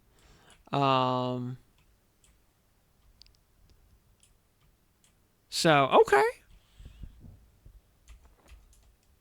28, yeah. We made 59% XP without actually doing anything. Not that 59% of level 10 is anything, but, it's still interesting.